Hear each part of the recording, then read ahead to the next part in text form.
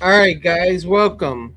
And yes, I'm Trinitarian, but today, the layman, me, or maybe some of y'all out there, we're going to learn the Trinity. And we're going to learn it from a person that is more philosophically minded, and that is going to be Howdy. All right, I got all kinds of stuff popping up here. Go ahead, Howdy, do your thing.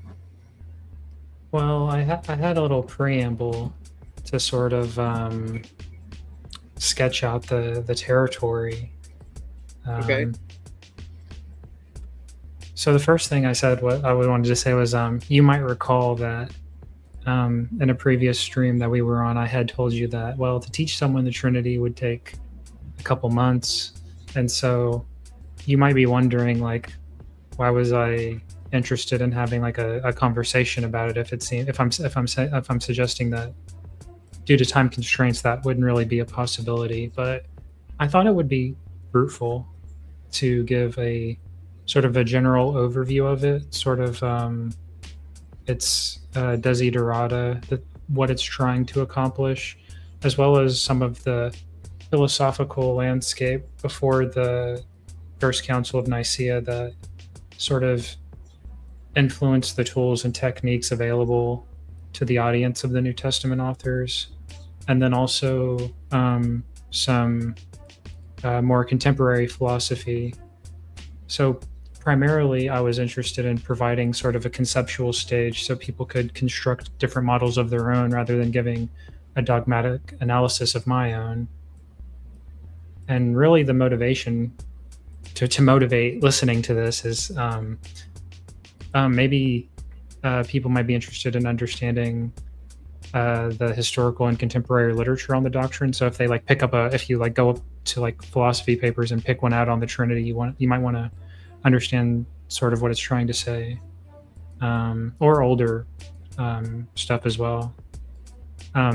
So for example, there's upcoming debates on SFT, and it would be prudent to know what sort of scriptural data would be relevant, and what even is what's being disputed. And so if I am successful, I will have thrown some light on this area, and then my goal is to remove some mystery and try to make ordinary what might be obscure for laymen. Sounds good. Okay. And then I have to give a warning that a lot of what I'm saying is simplified, and definitely will have to source primary sources to get the complete picture. So the way I approach learning something like this is to think of it like learning a new language. A lot of the terminology is borrowed from English, Greek, and Latin, which you might already have familiarity, but theologians have more specific and technical usage of terms. Also, the topic itself is sort of focused on language and meaning. Okay. So I guess I'll start, and then. So first, I That's want a to. Oh, that why was a is this? pretty good introduction, by the way. Thank you. Yeah. Why is it marked through? Sorry about that. I need to zoom in a little bit. So, why is it strike through? Do you need to be full screen or no? No. Okay. I just don't know why it's doing strike through. Oh, there it is. Okay. So, first we can start with theology. You might recognize this as a concatenation of two Greek words, theos and logi. Logi can mean lots of different. Theos we take to mean something like divine or God. Logi can have different meanings. In this usage, it's something like account. So it would be like accounts of or about God. Ontology is accounts of, say, being. And then there's this fancy word called epistemology, which is episteme and logi. So it's something like accounts of, you might say, like on standing, or like what we stand on, but really it's supposed to be like knowledge or something like this. And then metaphysics.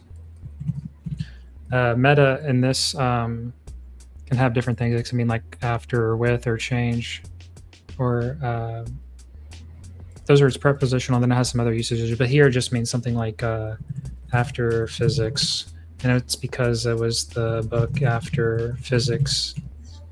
Yep. Aristotle, he sort of had those two books. So trying to just dispel a little bit of the what sounds like fancy terminology isn't as spooky and mysterious as you might expect. Okay, the big question: what is there? This is the question about ontology, and this doctrine is sort of in this area. And so I like to start out with the question, what is there? And sometimes the best answer is also like the least informative. And so sometimes when we're trying to be more informative, we're saying things that are like less true in a sense. Reminds me of Gadamer. It's like, well, you got to pick truth or method. The more explaining I can do, the more likely it is I'm sort of explaining it away, or yeah. When you try to, you lose detail. I'll say you lose a little bit of the detail in explanation. So strictly speaking, what would God say if we said, what is there? He would probably say something like everything. But that answer isn't useful for our intellect. A similar question is like, what is that? And God would probably say something. And that answer isn't useful to our intellect either. But these are questions to keep in mind. Essentially, all of this is going to be about these two questions. Okay, here we go. The big bad wolf, Trinity. What is this? So the way that I think it's best put formally is what's called the compossibility of four theses. And compossibility is a fancy word. It just means that they are jointly possible. So I better say jointly possible.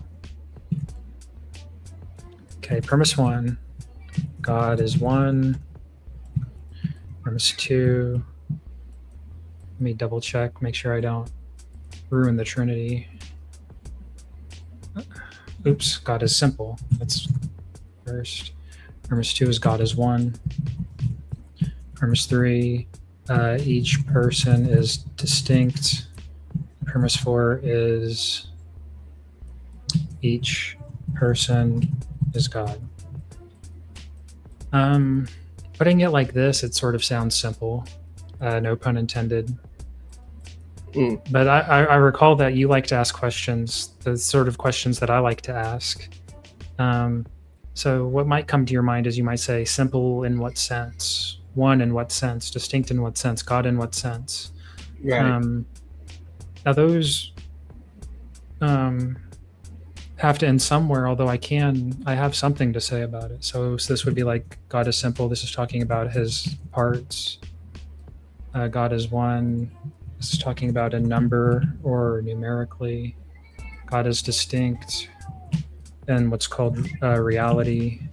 And each person is God in what's called essence. So Come on. Yeah.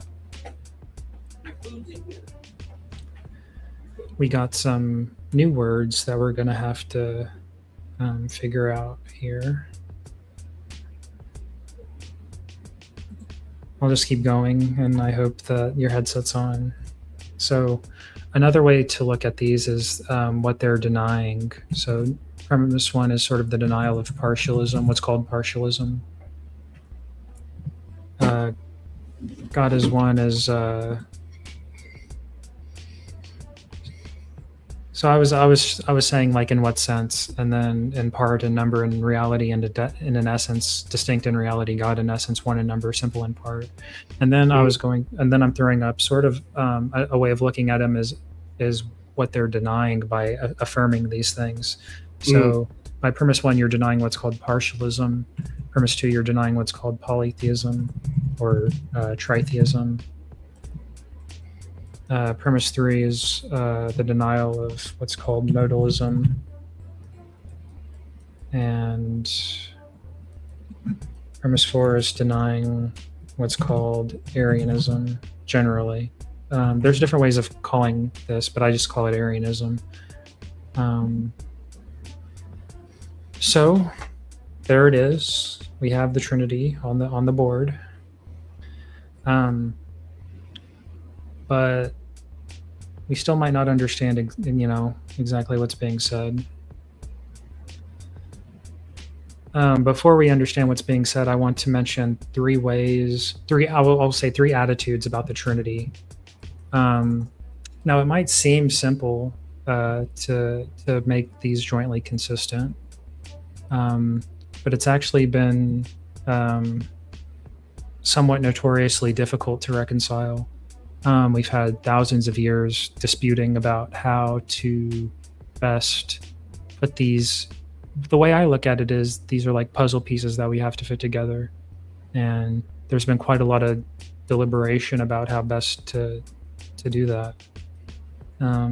So I want to talk about three attitudes towards this doctrine. There's people who affirm what's called true contradiction. So they think that these four contradict and that you can't get around its contradiction, but they don't see it as a problem.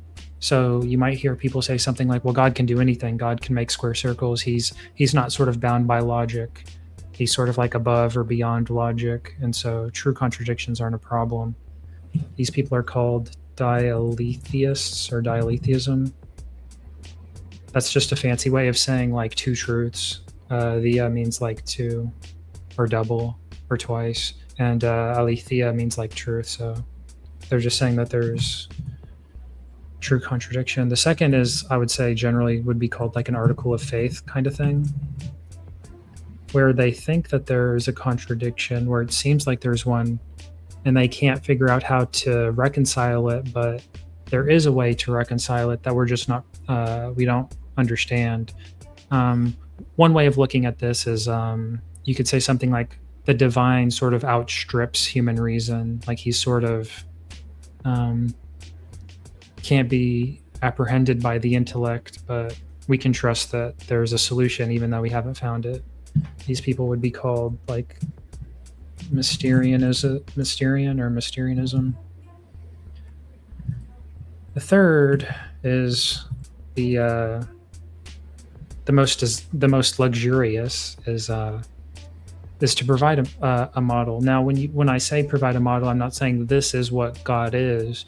It's saying this is a possible solution. So even if it's not God, we've at least have a solution to know that, okay, well, it's not. We're not in running afoul of some logical problems. And these would be called solutionism, or people who have a solution. So I guess to get you engaged, at this time, do you have a particular attitude towards the this? Do you think is it more of a mystery? Do you think there's a solution? Do you think contradiction isn't a problem for God? Well, I believe a mystery is a revelation. So it's something that's revealed. It's not something that's hidden. It's something that we can know, So, but the way they're using mystery a lot of times is, we retreat into mystery. They'll say, it's been a while. I can't remember these terms. Besides contradiction, there's a couple other terms that people use to describe it that I think R.C. Sproul uses and others. It'll come to my mind later. But no, I see the Trinity is theology. Okay, and so I differentiate exegesis and interpretation of the Bible from theology. I mean, both are a necessary uh, task, but when it comes to systematic theology, uh, or even my articulation of the Bible, I would never put it on the same plane as the Bible, which means I may not have the right understanding of the Trinity. Others may not have the right understanding of the Trinity, even though they call themselves Trinitarian. I'm willing to consider the possibility that the councils and things like that didn't get everything right. You know, Yeah, you would think that well, people are fallible, and we can try our best, and maybe we get a couple things wrong. But you think that the actually, let me ask you a different question. What do you think about this way of framing the Trinity formally? I guess based on what you understand, do you think that you would affirm these four, or do you think that yeah. Right now, I hold the divine simplicity, and I like the fact that you talked about how one thing is opposite another. So God is simple is against partialism. God is one is against numeric monotheism, uh, or even tritheism or polytheism as well. Each person is distinct. Yeah, that I agree with that. Yeah, I don't have a problem with any of that. I don't like true contradiction. Uh, and is dialechism, is that from dialectic, or what's that no? from? It's Through the truth, through yeah, truth. two truths. Yeah. Okay, two truths. All right, got you. Thank you for the blessing, El McMahon. Well, y'all change y'all's names so much around here. I have no idea who's who. But thank you for the blessing. No, Thanks. keep rolling. I'm following you. Um, One thing I'd like to mention is that if you deny one of these, it's actually like this, like it's like trivial. So, like if you deny that God is one, you can just say, "Oh, there's three gods," and there's no problem. Or you can say, "Well, there's not really three persons," and there's no problem. You can say that, "Well, each of them is a part of God," and it's no problem. Or that one is really like the true God, and it's not a problem. So, um, if you're a Trinitarian, you might say it's very easy to fall into heresy because, like, denying any of them, you just have like a straightforward solution with no Right. difficulties. Usually, what's wanted most is the most difficult. And by your responses, I gauge that you're more into thinking that there's like models of the Trinity that humans can express and articulate that don't necessarily map one to one, but they do enough. And you don't think it's like ultimately a mystery. You think like we can fit these pieces of the puzzle together without seeming to make contradictions or something. Yeah, but I mean, it's just a model, and models don't have to be totally right. It's what we work with based on the information and how we're putting things together. Um, so yeah. So I guess I can lay out the general Trinitarian, what's called like I would call it the project of Trinitarianism. Like what are we doing? Like let's say we take the third horn and we say we don't like contradiction and we don't like mystery and we want to figure out and produce a model of the Trinity that sort of satisfies our, I guess, our intuitions about each of these things. So I would characterize it as what's called conceptual analysis and engineering. There's a formal definition for this. Analysis is I'll do the definition real quick.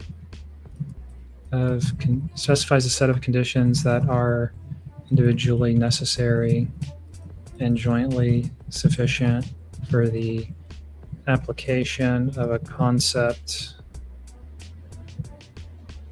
That's a little fancy, but it's just trying to say like trying to give like definitions for our relevant concepts.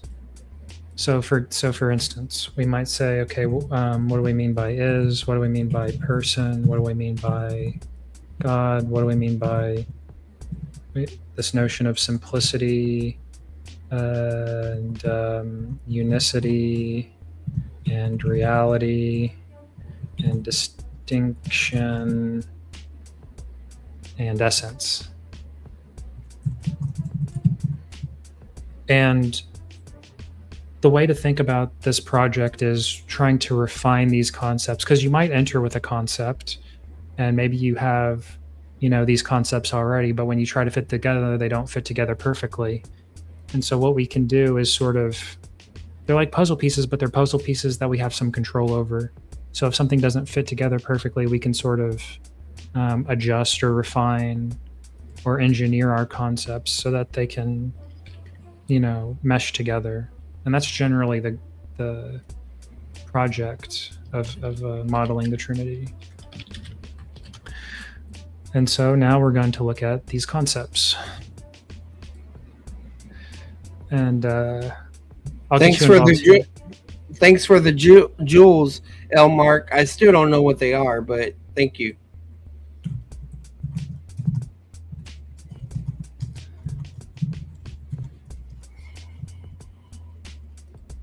So there's this infamous quote, I think from a former president, and he said, "That depends on what you." Yeah, it's going to depend on what our definition of is. And I'm going to copy paste this into here. You may recognize this. Yep, the to be chart, and then you also have the participle forms of I am. Yeah. So this is I only have the indicative mode because the others aren't going to be too relevant, and we have it in its participle.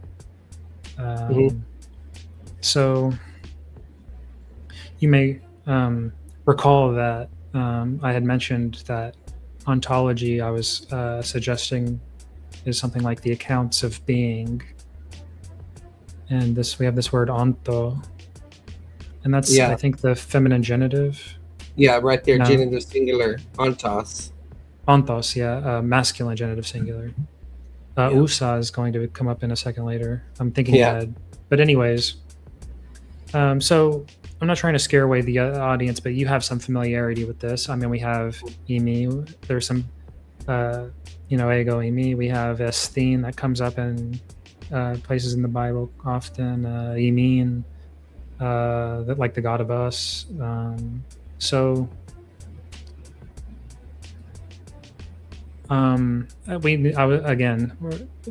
preface this, it's like, okay, well, what is our definition of is? And so my first question to you is, how would you gloss some of these terms in English? You had mentioned I am. You could say, it's like, it's a verb of being. It's to be so a stated verb. Being, I think being or existence, but this is like a state of existence. I'm not saying it had a beginning or an ending or whatever. It's just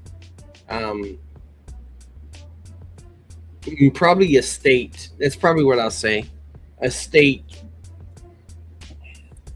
So generally this would be something like I think it's like I am, I was, I will be. Right. Yeah. You are, you were, you will be. We were, we. No. He is.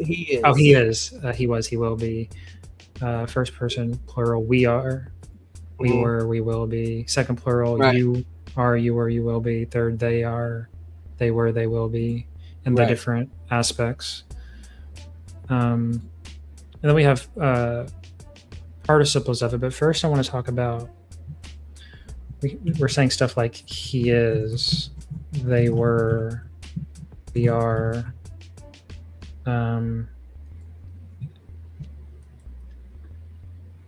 So the question I want to figure out is, okay, what is, like, let's say he is tall. this person is saying the Holy Spirit is a mother. The Holy Spirit is our mother. Yeah, you better be careful with that language. But, all right, go ahead. I mean, that sounds a little goofy to me, but I mean, teach Yeah, their own. So, so what is so like we have two. You could say concepts or two. yeah. This Remember this how we is were talking this is about? a predicate. Yeah, this is a predication. Hmm.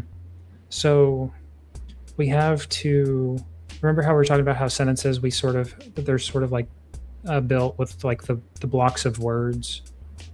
So we Hmm. have like this word he and this word tall, and the Right. question is, what is what is this doing here? Like you could say it's like a copula verb, Hmm. Which is irregular. connecting. Yeah. Um, or so sometimes is can mean equal, and other times it can mean, like you said, predication, asserting something about it. Like one thing is a subset of another.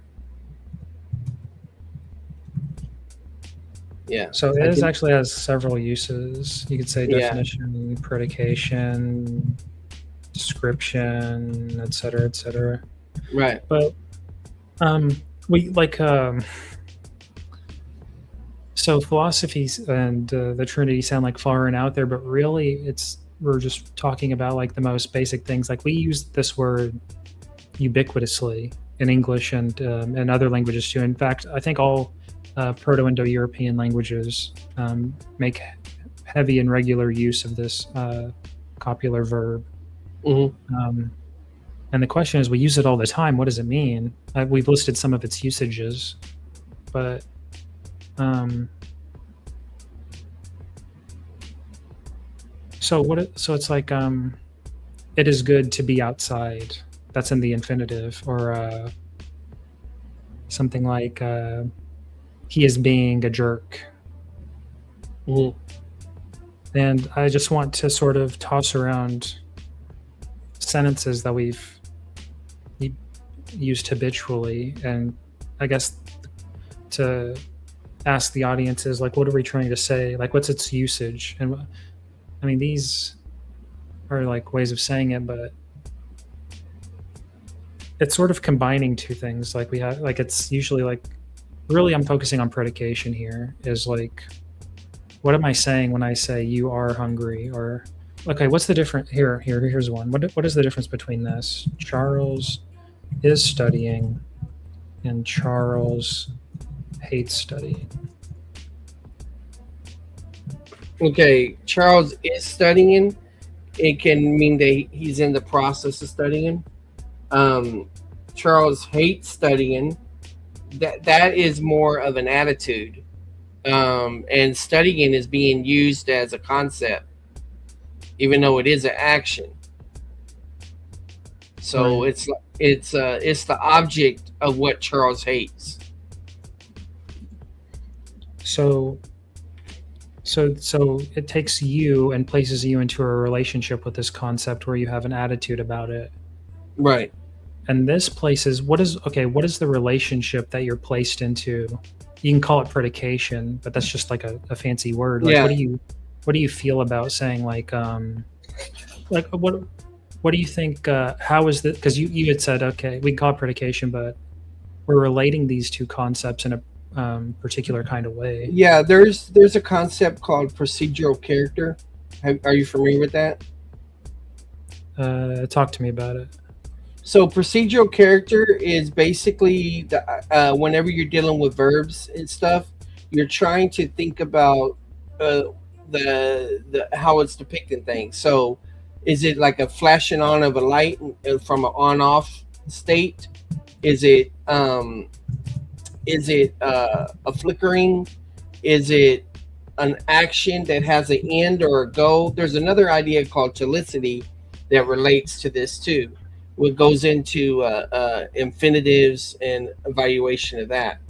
So my point is that when I say Charles is studying, that is indicating a state, but it's Hmm. also indicating a process. So you could say Charles is in the state of studying. Charles is in the state of hate, is studying. You know, Yeah, where it's so sort of in it's procedural. yeah, yeah, Yeah, and it can have like different roles in terms of like aspect and stuff like that. But okay, here's what I should ask. We right. have this word. We have all these different forms, all its usages, and its aspects, and all of this. Here's a question: Are are, are these univocal or equivocal? Or they could also be what's called derivative and analogical. And I might have to explain these terms. So, univocal and equivocal means something like same meaning or sense Mhm. or not. Derivative and analogical is kind of hard to give a definition. I can give some examples though, like you can say he is healthy, that food is healthy, his you could say his skin is healthy, and these are called what are called analogical. Is they don't really mean the same thing because the food isn't healthy in the same way that the person is healthy, Right, right, but they're called but they do have something in common, namely maybe one who eats healthy food is you could right. say benefits health, or this one would be like indicative of health.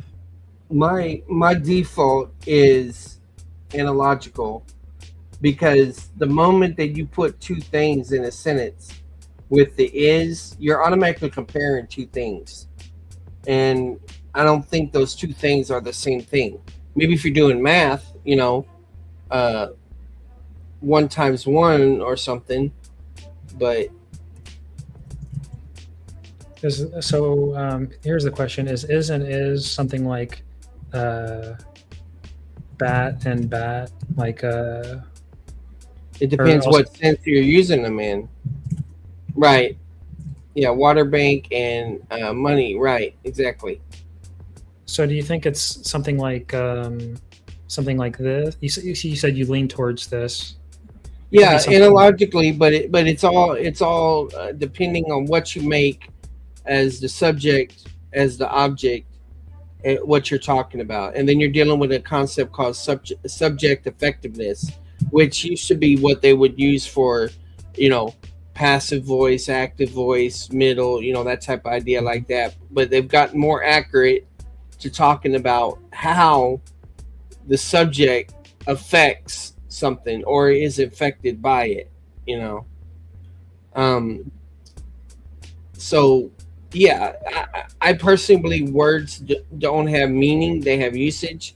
Now, some will argue for latent meaning, but um, and so context determines the meaning. So Yeah, when you have you can have a one context sentence, like this. You could say in a sarcastic voice, "Oh, he's a good student, and he is like F student." But you could say something. yeah, that's a lot of these basically, but it's irony too, because it's the opposite. Yeah, But the tone is what you're bringing out with your voice. So yeah, and this also relates to speech act. but I want to bracket all of that because we could always say Okay. because we could say X in context, Y means Z. That's usually what we're Hmm. doing. And then Right. I'm really just focusing on Z here. So Okay. we can sort of bracket the context. So we'll just assume for the sake of argument that all of those are sort of taken care of and we figured out that it's um I also want to say I'm not trying to give answers. I'm more trying to ask the right kinds of questions. That's one way to look Okay. at philosophy, just to think about stuff like this. Hmm. Okay. But I want to talk about perhaps one of the most infamous words in this doctrine. We've seen it already. Hmm. Osea, I think, is the feminine something. Osea. Well, I think it's feminine nominative. Usa one of the, Yeah. or is it? Yeah, I think it's one of the feminine ones or something. But it's the same thing. It's just Yeah. okay. So before we talk about how it's used by theologians, we have to talk about how it's used by, or I'll say like by the early church, or if you don't think that at the church, I'll say the people who sort of said a lot about the doctrine of the Trinity. Theologians like Augustine and Athanasius. Athanasius, yeah, and essentially who put together like the Nicene Council, where we first really get a strong use of this word and what I'll say with like a philosophical tone. But to understand the Nicene Creed's use of this word, we have to understand the philosophers' use of this word that came before it. And to understand how the philosophers use the word before it, we have to understand how ordinary people use the term before philosophers got a hold of it. So before all of these goobers, we had everyday ordinary people using this word ousia. And how did they use it? Well, here's something that was probably said quite often. You'll say here, like, marry your daughter to a man of ousia. This is probably substance. We actually have as a but this is I want to make sure that this is just a quirk of English and Greek, that we have this in English. This makes sense in English. Yeah. This also makes sense in English, which is very closely related. Marry a man of means. Yeah, Property. with property. Yeah. With integrity, there's lots of things. It depends what substance means. Yeah. Generally, it would mean something like generational wealth. Right. Capital. Yeah. It would mean something like permanent property. It would mean something like institutional authority. Legacy. It was something like land, house, gold, station. Essentially, what it's driving at is you want somewhere that's safe and secure. You could think like safety, security, but also stuff like endurance. And that's where the standing idea comes from. Yeah. I think that so those are some examples, and these are what are called conflation or synonyms. Okay, so the reason you marry your daughter to a man with ousia is because you want to make sure that she's provided for. Right. You don't want to be worried, and so you want to know where she's going to be in like 20 years, 30 years, and her children. So these are sustain. Yeah, that's sustenance. That's a really good one.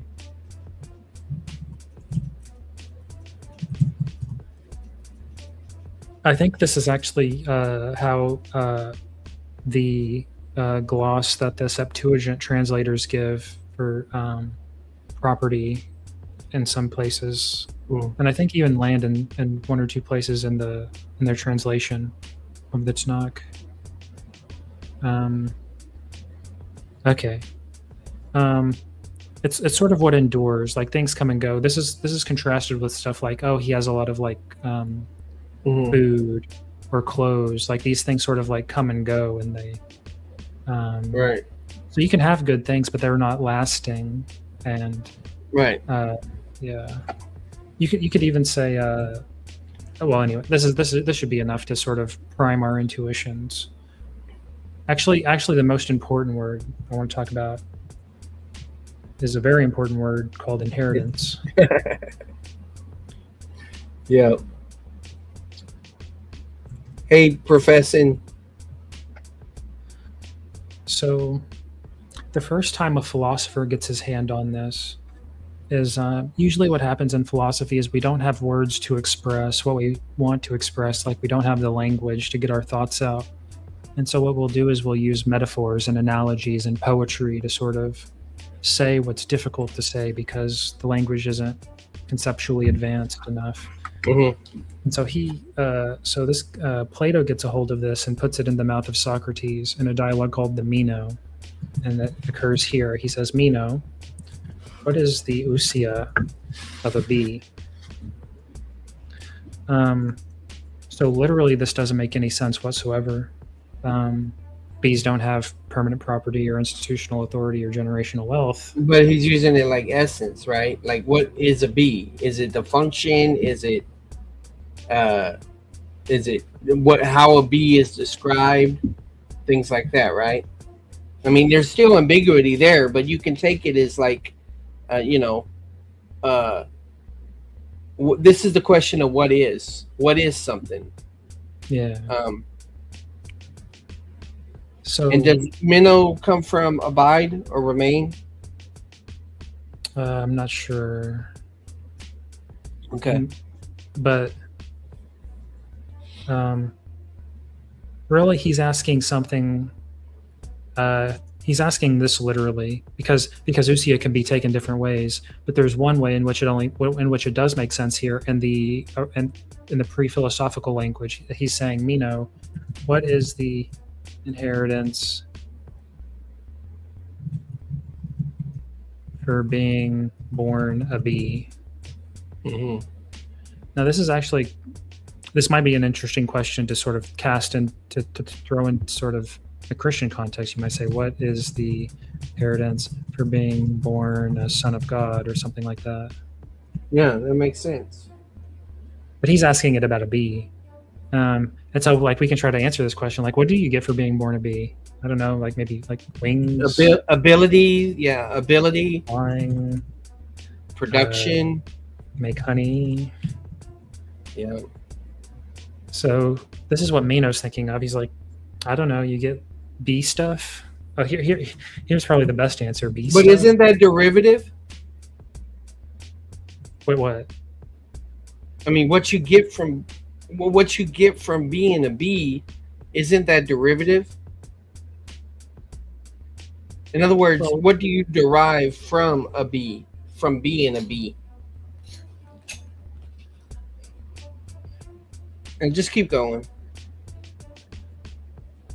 So here's the context. Like, why is he talking about bees? So he's actually talking about a more serious subject. He's talking about what is virtue.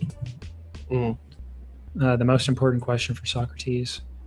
Meno says there are many virtues of a wife, of a slave, of a society, of scissors. There's the virtue of being a wife. A good wife does this. There's a good slave does that. A good society does this. Good scissors do that. There's all kinds of virtues, Socrates. But really, he's asking something like, what do all virtues have in common? He says something like, give me virtue whole and sound and not fractured into a billion pieces. So is there anything that all virtues have in common, or is this another case of what's called equivocal? They're all just called virtues like nominally? That is to say, in name only? In name, yeah. Or is there something that underlies all the virtues that all virtue has in common? And I want to know what that is. Yeah. So go ahead. No, it's all right. Go ahead. So Meno, he's struggling with this. And Meno is unfortunately a student of the sophists and of a sophist called Gorgias. And they think that really what's good is what's like powerful. He says power is virtue, and then wisdom and courage and all this other stuff is only good derivatively, in the sense that these are good because they give you power, but ultimately power is what underlies all the virtues. Okay. Now, Plato is very intelligent, and this is actually a comedy because power is literally ousia. Remember, institutional authority, generational wealth and property. Uh-huh. So ousia is the ousia of virtue. It's This sounds like a tautology, ain't it? no, it's just a kind of like it's like a joke. Like what is the ousia of virtue? Ousia is the ousia of virtue. Now Plato and Socrates don't answer this question. They sort of just leave it on the table. Most of the dialogues sort of break off in the middle of the conversation. They're not really trying to answer anything. I've read the Republic, but that's all I've ever read of Plato.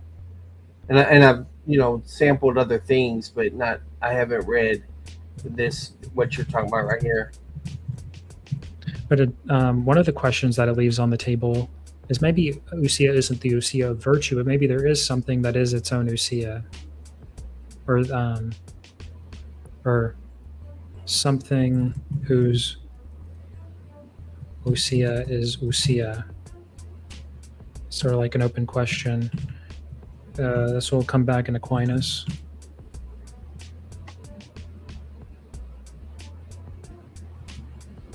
And then the next thing I want to talk about is another one of these concepts that's very important.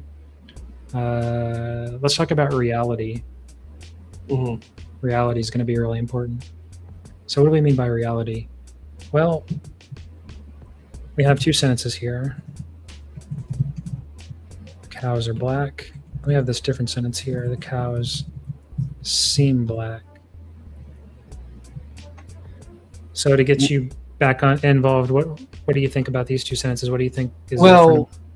The cows are black sounds more definitive, as indicative, whereas cows seem it indicates perception, which may indicate, say, that it may be cloudy that day, and so there's a shadow casted on the cow, so they look black, Right. But it doesn't mean they are black. Yeah, that's a good hit. Perception is actually important. So reality is something, you might hear it called mind independence. A really fancy word for this is called noumena. And then we have this other word called... You are in assimilation. Okay, well, are you a Christian? Because if you're in assimilation, I need to know if you are a Christian. I need to know who makes up this assimilation.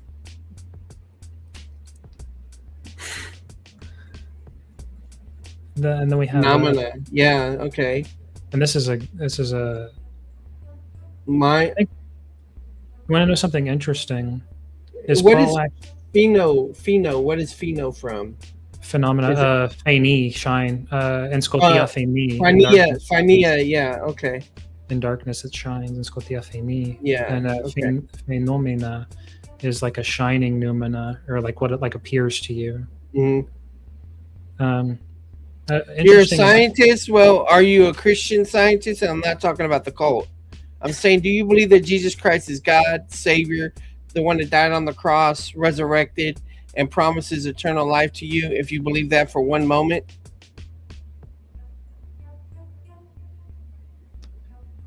I wanted to mention. It's actually interesting. My Google sucks. The New Testament authors make use of these words. Noumena, Paul uses it in Romans when he's talking about for his what is it? Aora?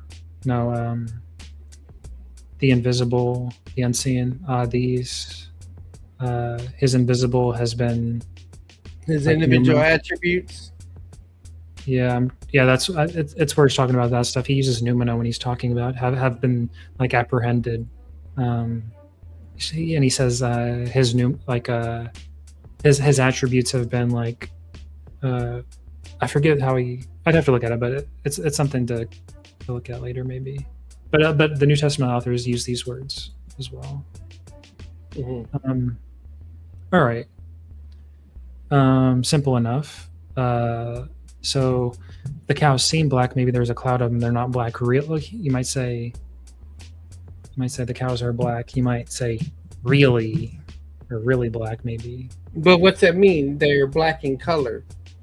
Yeah. And um, I mean, if someone says their heart is black, does that mean it's darkness? You know, I mean, I'm just using it as like a color predicate here. I could say okay, like big or something. It's just an ordinary color got predicate. you, got you.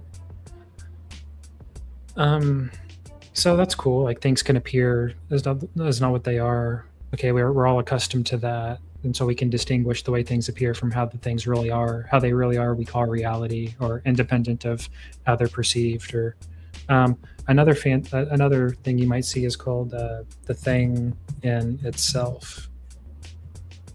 It's called the Ding an sich. These are all from Kant. He uses phenomena noumena and this kind of stuff. He talks about this a lot. But okay, we have reality, but we have a problem with reality. Here's a problem. You might have heard this saying. It's a Yiddish saying. At night, Yeah. all cows are black. This is, I think, a Yiddish proverb. Mm. We also have a more fancy way of saying this. Man is the measure of all things. This is by Gorgias, who's a sophist. So they're they're trying to tear down the wall between appearance and reality. Maybe appearance is reality. Perception is reality. Yeah. W.I. Thomas. So here's a question. We have Adam, and he says, the breeze is cold. And let's say he's walking around in Eden with Eve. And they're walking around, and they're both hit by a breeze. Adam says that the breeze is cold. And Eve says the breeze is warm. So we kind of have a problem here. Well, one is cold natured and the other's warm natured. That's how people would say it. You're saying the persons are natured or the breeze is natured? The person. Okay. So we have 4 options here. The breeze seems cold. Yeah. Go ahead.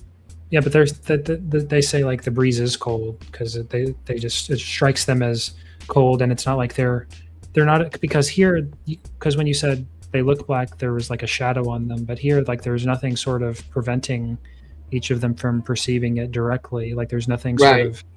So they believe that they're perceiving reality as reality. Yeah. But they're seeing reality from 2 different perspectives. Yeah, so we have 4 options. Either they're both true. It's called relativism. We have Adam is true and Eve is false. We'll call this dogmatism. We have Eve is right and Adam is wrong. This is also dogmatism. And then we have they're both false. This is called skepticism. The problem is that all of these options are pretty atrocious, and we have to pick one of them. So the breeze really is cold and really is hot, or one of them's right, one of them's wrong, or the breeze isn't hot or cold. It has to be one of those 4, and all of these are you'd say painful. Now, maybe the least painful is dogmatism. And so we might say something like, well, cold, you might say, instead of saying it's like it's perceivable qualities, you can say cold, what's called just is, breezes above temp T and speed S, or below. Okay. Yeah, so temperature and wind chill. Temp T and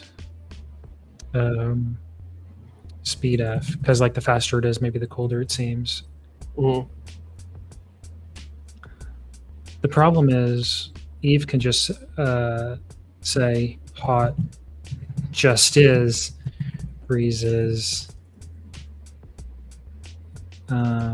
Well, instead of saying below and above, you should say like at. So this particular buoy is at temp T and speed F. So this maneuver just sort of kicks the can because Right. either side can make the exact same move. Right. So they're just redefining and reasserting things. Yeah, it's really hard to make progress at this point. But they also might disagree about that it's temp T. They might disagree. But in any case, this is difficult. But the other problem is the other solutions don't work either, because we all have what we would call this is called non-veridical, and this is a Latin word for truth. Aletheia gets turned into veridical in Latin, I think. So veritas. Veritas, yeah. We all have what's called non-veridical sense perceptions, stuff like dreams, illusions, hallucinations. Things that don't correspond to reality because they're in some other domain. Because when you're asleep, when you're awake, when you're high, when you're, psychotic break or whatever. Yeah, you're in a state where you're not perceiving reality as it is. At least most people would say something like that. Mm. And so the problem with relativism is we all have experiences that we ourselves don't think are true. Right. Now here's the bigger problem. What's called demarcation. Drawing a line. Yeah. What distinguishes veridical, non-veridical? This is a notoriously difficult problem. The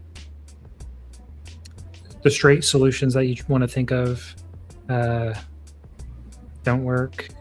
And I don't want to go down that rabbit hole because we've spent a lot of time on reality already, but these are the things that you have to consider when you're trying to flesh out what you mean by reality.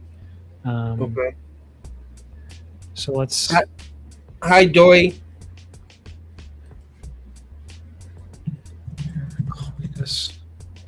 Okay. So before we get to the Trinity, we talked about ousia and we talked about what did we talk about? And reality and is, a little bit about is. Mm-hmm. Now there's two people we have to talk about to understand how theologians explicating the Trinity use terminology. And to understand how they're using terminology, we have to understand how Aristotle and Plato use it. And to understand that, I have to go one step back, and I'll try to go through it quickly, to what's called pre-Socratic philosophers. There's two people we got to talk about. There's a guy called Heraclitus. He says, man cannot step the same river twice. Mm-hmm. Where it is not the same river, he is not the same man. So this is used in time travel stuff. So this is a pre-Socratic philosopher, and what he does is he looks at the word. This guy's also very important for doctrine of logos. This is where first philosopher usage of that term. Elsewhere just means like word or saying or something, or like story or something else. But for now, what do we think about this? Well, he's looking at the world, and he notices that everything in the world is changing. Yeah. Including himself. Yeah. So we have this problem: change plus identity equals contradiction. So this is a problem. His solution is dialetheism, one of the earliest. He's like, yep.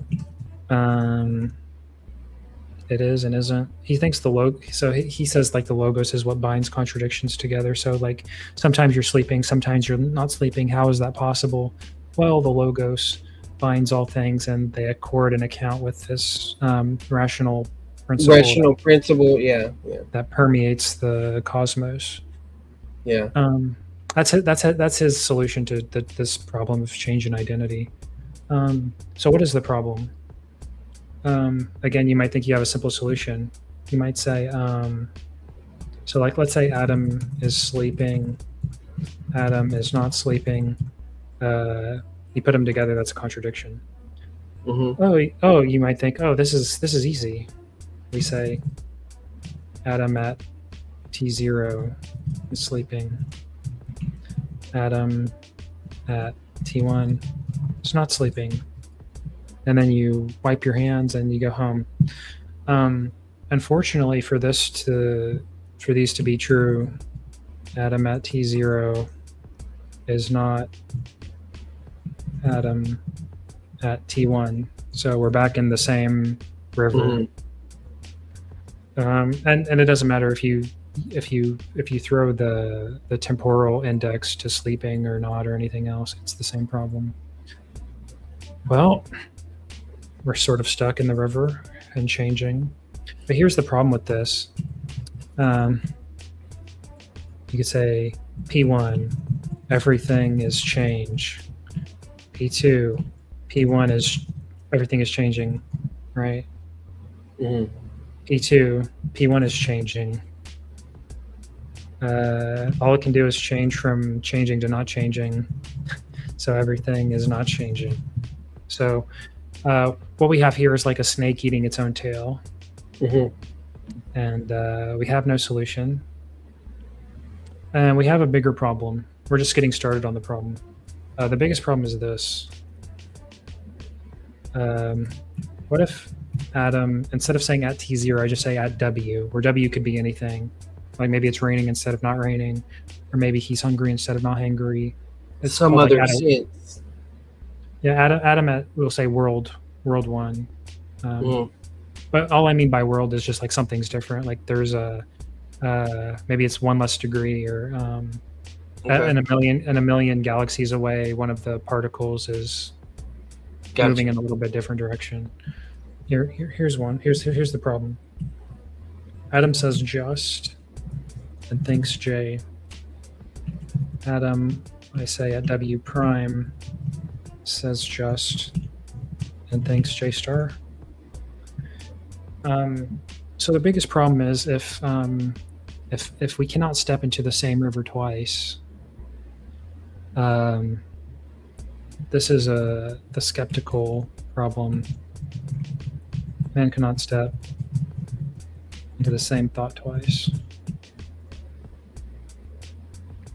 So maybe we can't even have the same thought twice. So maybe when I say just or God or any concept, when I think of it, maybe I'm thinking of this concept at this time, but in a different circumstance, I think about it again and I think of something else. So this is the biggest problem because it makes rationality impossible. Because to be rational is to do what's called inferencing. And to do inferencing, you do something like P1, P and not P, or P and Q, conclusion 1, therefore P. Whenever you're doing an inference like this, you move from one thought to another. But when you make this move, for this to hold, the P in P1 has to be identical to the P in C1. But if the P in C1 is P star, this is invalid. So if our concepts are changing all the time, then reasoning is impossible. So this is like the worst case scenario. So that's Heraclitus, and we need one more guy to talk about. The other heavy hitter is this guy called Parmenides. Isn't he the one that about the spark or whatever? I'm not sure. He has like a poem on being. We don't have much of his works directly. We have fragments of his poem and then people talking about him. Okay. I don't want to, because I'm wasting a lot of time, but it's important. But I want to like run through this. So I want to talk about in his poem. Well, skip brushing all that aside. He says something like this. I have the quote here. I have the quote here. Let me pop it in. He says, "Never shall it force itself on us that which is not may be. Keep your thought far away from this path of searching." So his big idea is being is, non-being is not, and that reason is truth, and that's way better than sense is opinion of mortals, of the changing mortals like Heraclitus, but reason is truth, and this is like divine or God or whatever. So what does this mean? We're talking about being. So his idea is that Unchanging being. Yeah, what is non-being? He says unthinkable, unsayable.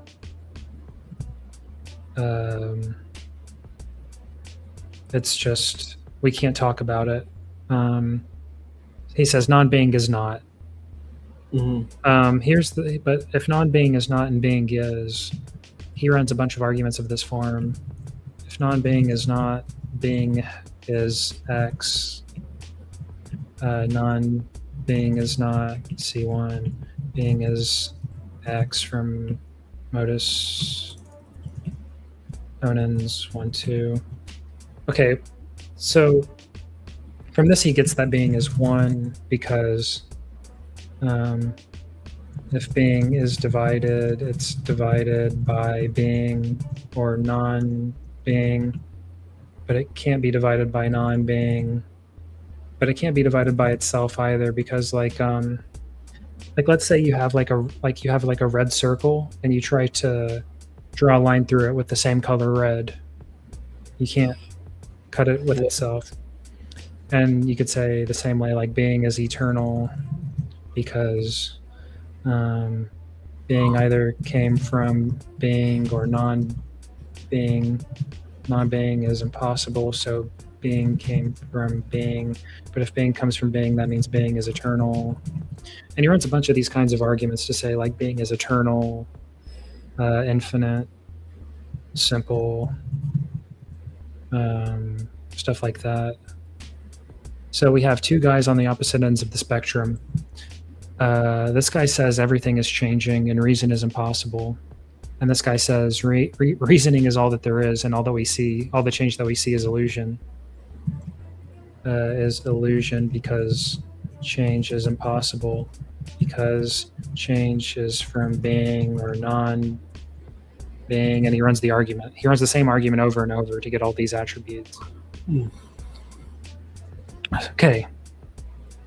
All of that to say, this comes in handy because this is the argument that everything rests on is this: if non-being is not, being is X, non-being is not, being is X. So you can deny premise 1, and you're an Aristotelian. This is Aristotle's solution. Or you deny P2, and you're a Platonist. I guess if you accept the conclusion, then you're Lydian, or what's called like monist or strict monist. So why talk about all this? Well, we have to figure out problems that Aristotle and Plato are solving. They're solving that change is impossible and reason is impossible.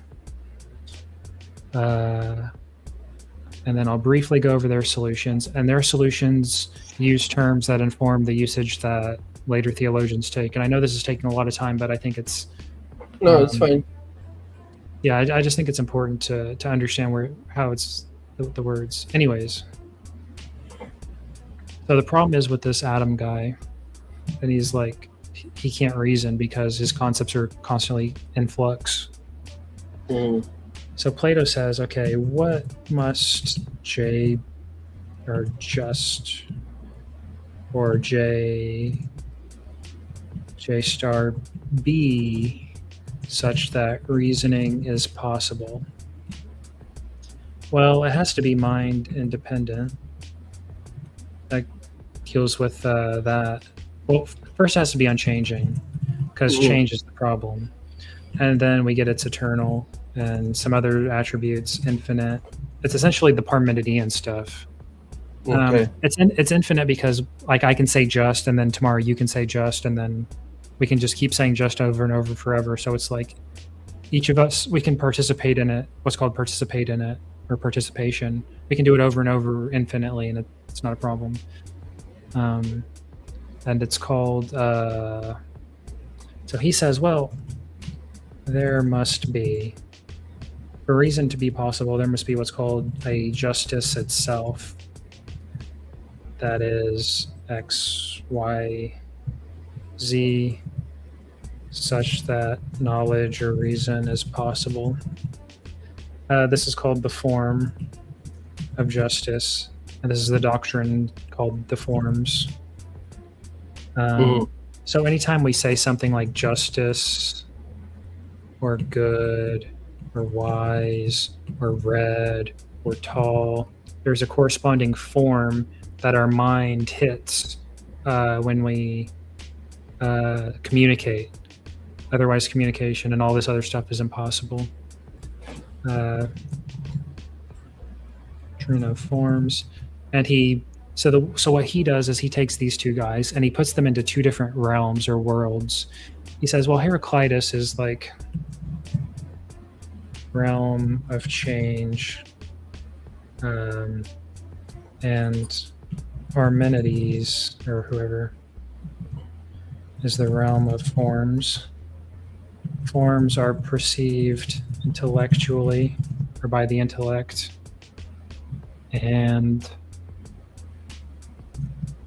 shadows, he calls them shadows, but we'll say like things of this world are perceived by senses. All right, this is the solution. Why am I talking about this guy? Because there's another guy called Augustine, and he writes quite a few books. City of God. Yeah, City of God.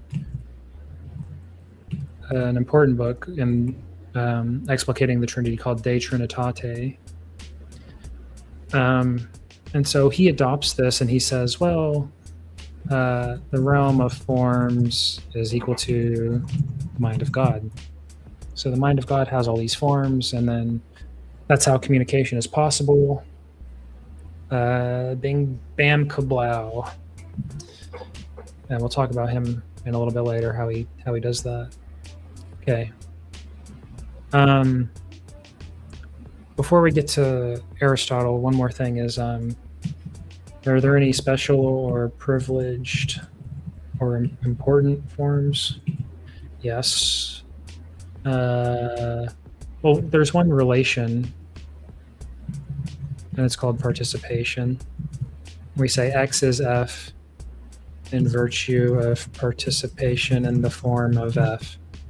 What is this? This is explains why X is F. So he introduces this doctrine to sort of explain the world. That's sort of what philosophers are about.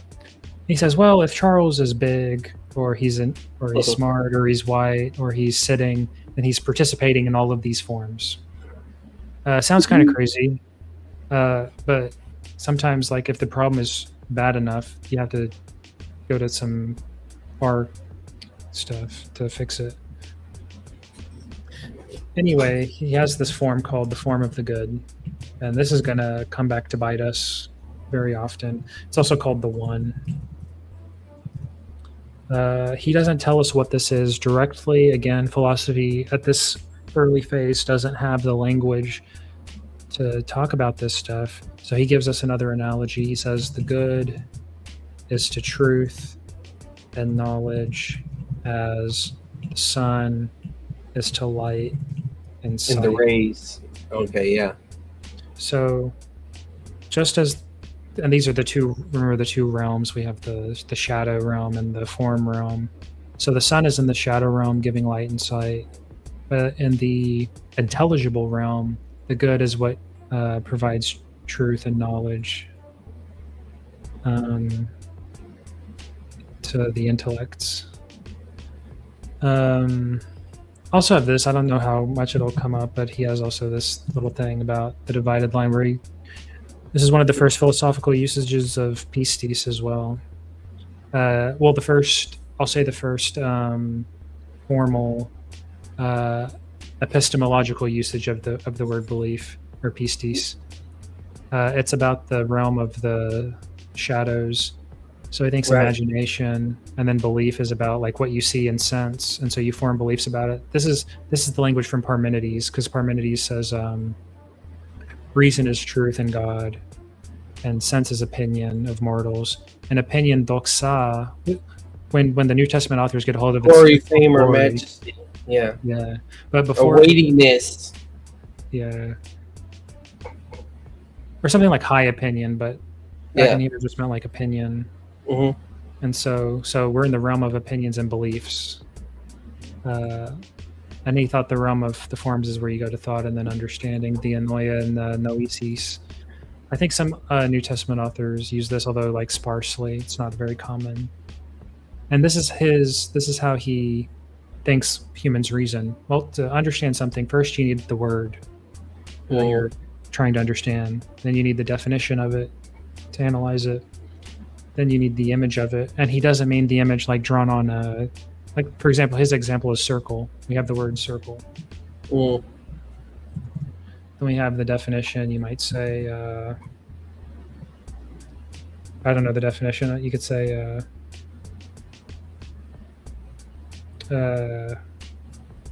shape bounded by equal distances from center or something. Mm-hmm.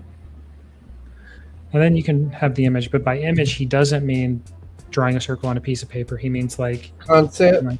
Yeah, like in the mind. Mm-hmm. Concept, yeah.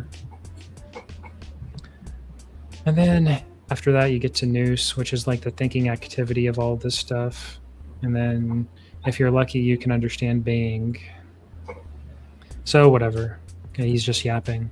But I thought it was like somewhat interesting to talk about the belief stuff. So Aristotle, this is the main guy. 95% of Trinitarians throughout the past 2,000 years until about maybe a couple hundred years ago have used Aristotelian ontological categories and distinctions to explicate the Trinity. So if you read any scholastics, medieval philosophers, Boethius, Duns Scotus, Aquinas, Augustine, Occam, Boethius, everyone is using jargon from Aristotle. This is the one that we have to pay attention to. Now, okay, so substance, accidents. Yeah. This is all we're going to talk about. So Plato's solution is he thinks that non-being is. So just really briefly, he has like. There's also the five. I'll say the six.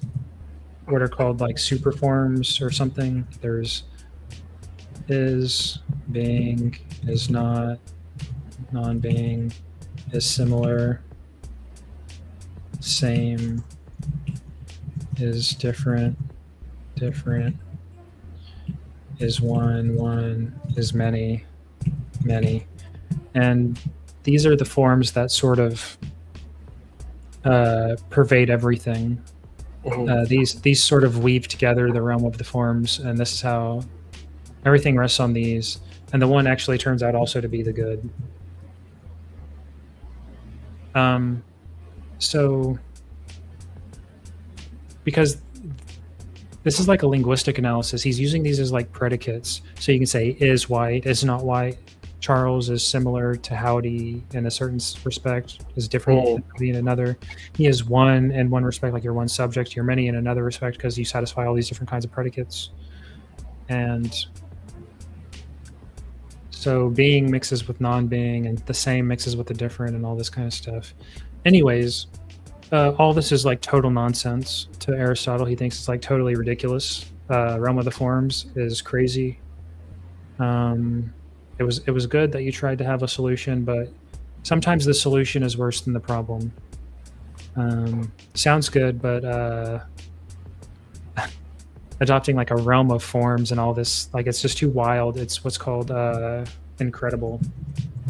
This has a bad connotation. Mhm. Not Not credible. believable. So we have Aristotle. So one way of thinking about Plato is his head is in the clouds. Aristotle's mind is on earth. Pointing up. Yeah. So his solution is being is said in many ways. And he means equivocal. So both Parmenides and Plato thought that you couldn't divide being unless non-being was. But Plato said, well, non-being is. Parmenides says, well, then we're all strict monists. But Aristotle rejects premise one. If non-being is not, then being is X. He thinks being sort of comes pre-divided into what he eventually calls the categories. So here's the big question that I want to return to all the way back from the beginning. What is that? Okay. So here's the question. What is that? This is a question we ask ourselves often, ask each other a lot. What kind of answers respond to this kind of question? What best answers this question? Because we're talking about what is. Like, that's the big. Yeah. What is that? Well, some people would say identification is one option. Like you're identifying what it is. That's the answer. This is our definition. What is that? A tall thing, a red thing, a description. Yeah, these are Adjectives. yeah. So this is an answer. You could say, what is that? That could be interpreted differently. You could say, what kind of thing is that? Okay. Yeah. Say like a human. But really, the best answer, Aristotle thinks, is what's called primary substance or individual substance. And by this, he means like proper names, like John. Mm-hmm. So, what best? So, like, let's say I told you I had something in my pocket, and you say, "Well, what is it?" And I say, "Well, it's hard." That doesn't really answer the question in the way that you want. But if I said my keys, that sort of satisfies you, where you're not asking any more questions. But if you ask other sorts of questions, you still need more. But if you give an answer that's what's called a primary or an individual, you're sort of satisfied. Okay. So here are the marks of substance. It's what is the subject, you can say, of predication. It's individual. It's independent. It's what's called not said of and not present in. And those are technical terms that I can explain. I'll explain all this in a second. No contrary, but it subsists contraries. It has no degree and subsists degrees. Okay. What does all this mean? Well, you've done some language, so you know what a subject is. And I just explained what an individual was.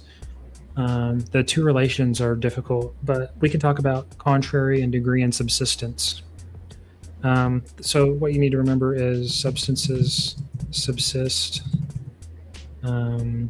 accidents and accidents in here the word inheritance, inherent substances. So these are the two relations between these two.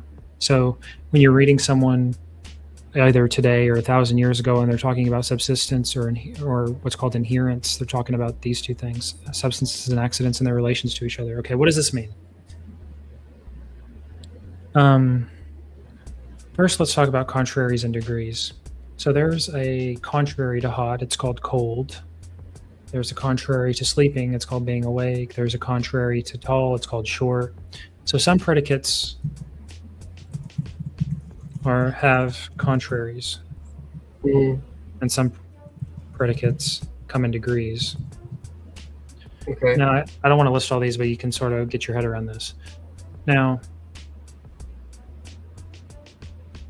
he wants to say substances subsist these things. So the mark of a substance is it can subsist.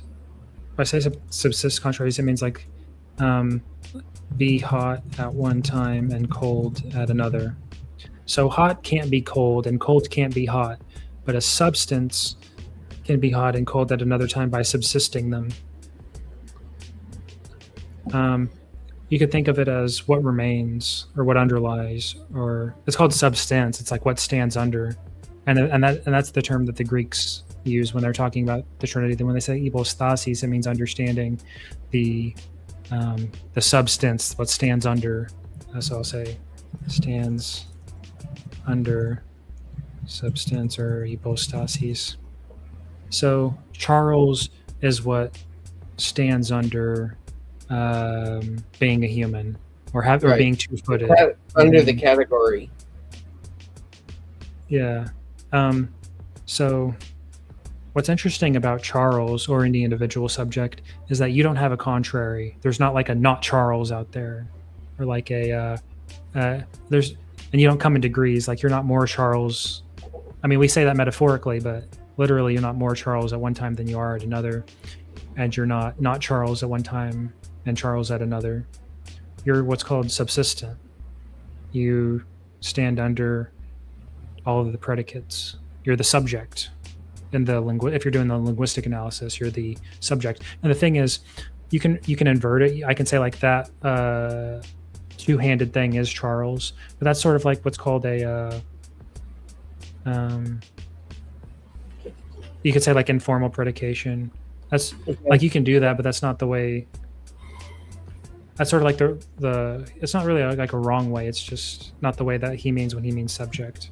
It's sort of like the natural subject. You're the natural subject. Okay.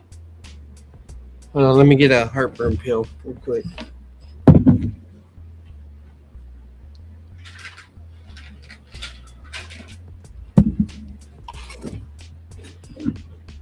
All right. Okay. So, like, there is this. We'll say Jack because I don't want to like pick on you. And he sort of. Here's the image that you want in your head. You say like moves through time, subsisting stuff like eating, sleeping, dancing, being, or shirted, armed, like all of these, like all of the predications that you ascribe, you're ascribing it to the subject, and the subject sort of subsists all these predications. That's the general idea. Okay. So how do we say this formally? Well, there's four relations. There's the set of, which is a universal. And then there's not set of, which is an accident.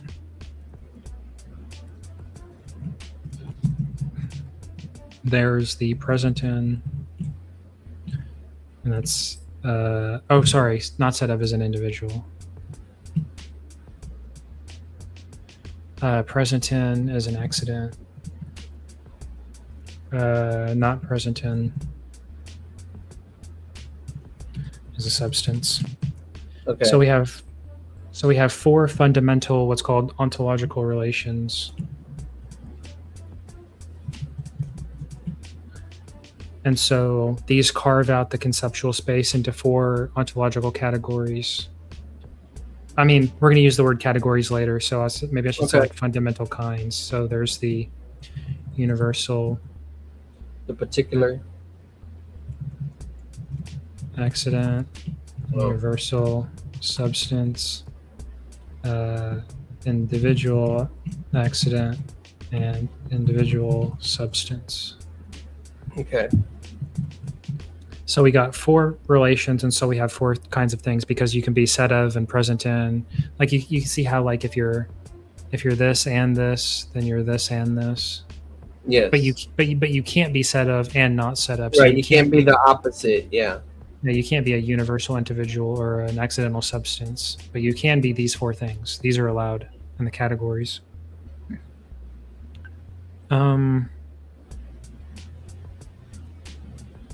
So the universal substance is like a natural kind, like human. Individual substance is like Superman is Clark Kent. This is like identity predication of individuals. We have universal accidents like being white or sleeping. Either way. Okay, and then we have so being is said in different ways. What does he mean by that? So he looked. Remember how he said, "What does is mean?" And we said, "Well, it can mean different things." Right.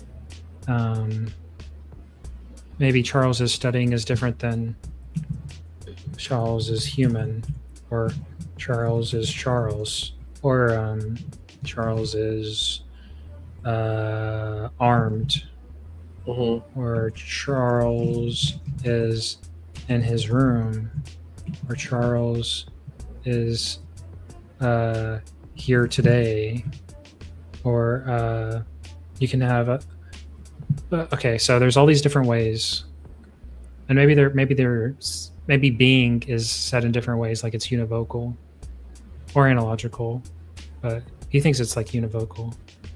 Okay, so what he does is he does Charles in charge. Charles is in charge. I'm going to use that. So he does a linguistic analysis. So substance are noun phrases. Okay. There's quantity, which are numerical adjectives. Okay. Quality, which are descriptive adjectives. He has relations, which are relational. Preposition, yeah. And then he has place, which is prepositional phrase. Time, he uses them like adverbial.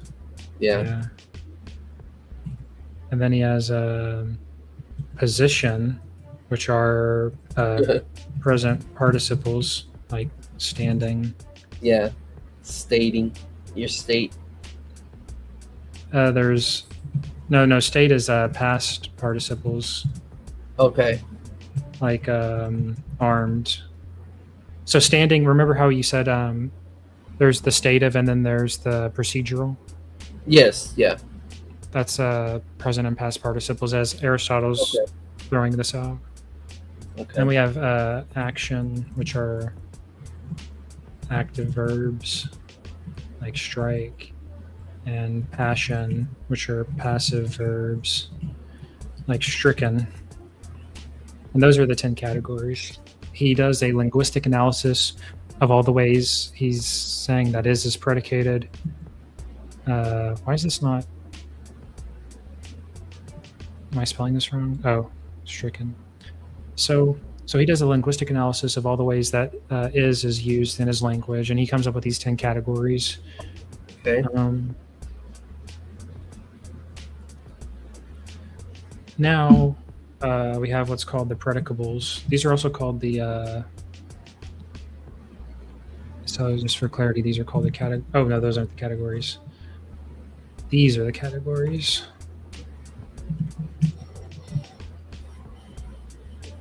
Ten of those. All you have to remember 4, 4, 10, 5. 4, 4, There's 10, 5. yeah, 4 relations, 4 things, 4 categories, and then categories are in the Latin. They translated this. If you read Latin, they'll say they call these predicaments.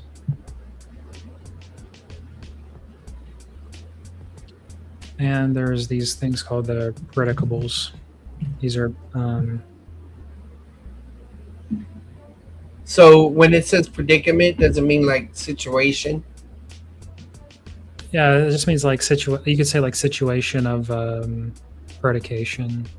Okay. I don't know. I'm not sure exactly. All I know is that's what I just call it categories because it's like categoria as the Greek, and then in the Latin it's predicament.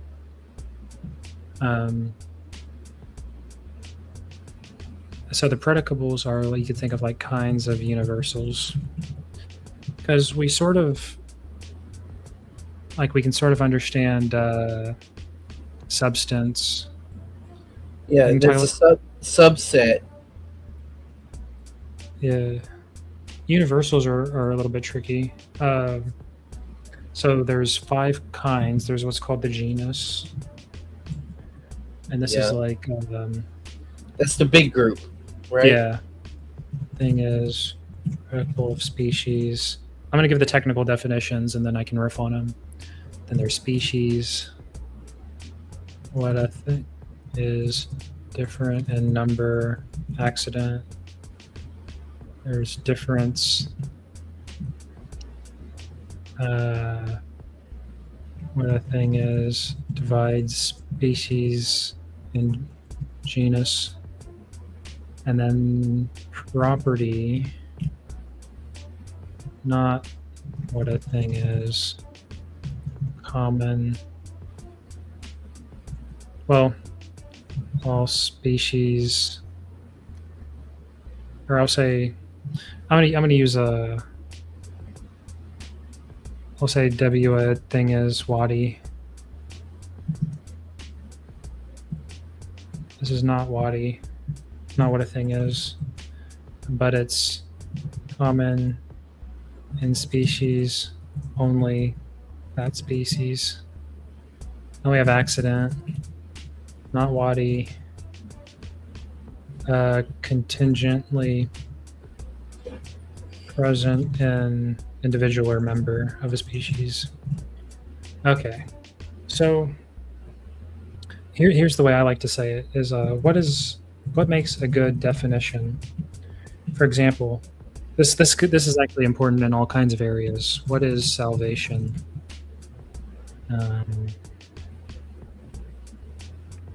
What is a good definition? What if I say it's inheritance, or I say it's some other word? If you use just one word, you could say X, Y, or Z. This is just conflation. You're just saying words that it's similar to. Or you could say salvation is when God saves. Like oh man, why am I blanking? When who are the people that saved Paul? Like you could or you could just give examples. You could okay, let me do it like this. Give a word.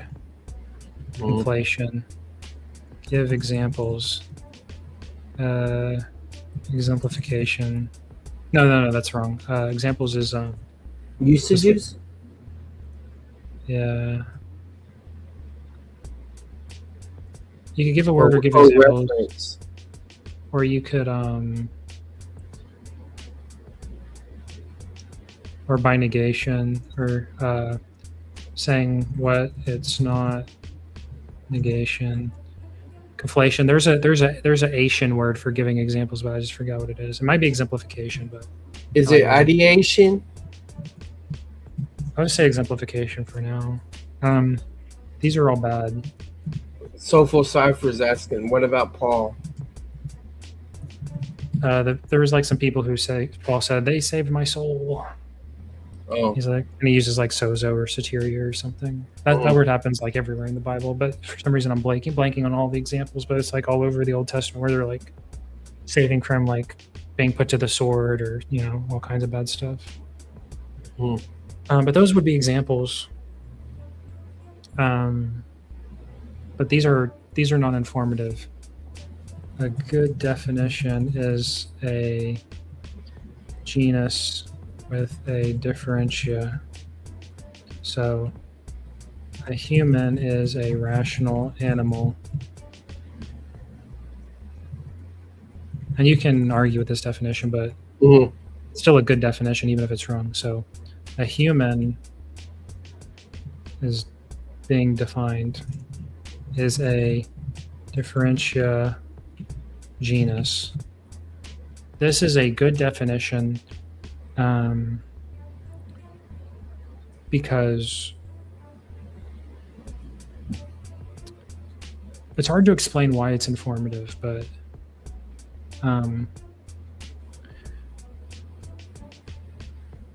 so if I said, what is water, right? Yeah, probably Priscilla. Lots of people saved Paul. And lots of good brothers. So if I say like, what is water? Yeah. Here's one, because I haven't gotten you involved in water. And try to give a definition of water. Yeah. It's a molecule of H2O. Well, this is identity, so it's not a good definition. This Okay. is like saying I'm saying like you're saying like I'm saying who's Superman, and you're saying Superman's Clark Kent. But Water is a liquid. Yes. And you want to differentiate it that can transform or change into a gas or solid. So this is a bad definition because it doesn't differentiate between other liquids. So hydrogen or any element. Oh, okay. Any yeah. element satisfies that criteria. So you would have to say water is H2O, an H2O liquid that before chemistry, because people were using the word water before the year whatever 19 whatever. So okay. So put yourself in the Hebrew mindset when talking about I don't want to say water is wet because I know that's the thing, but Well, you were on the right track here because you said water is a liquid. Right. Water is a liquid that takes the form of what it feels. Now, what differentiates water from other liquids? What differentiates water from other liquids is it's elements. They would use the word element back then, wouldn't they?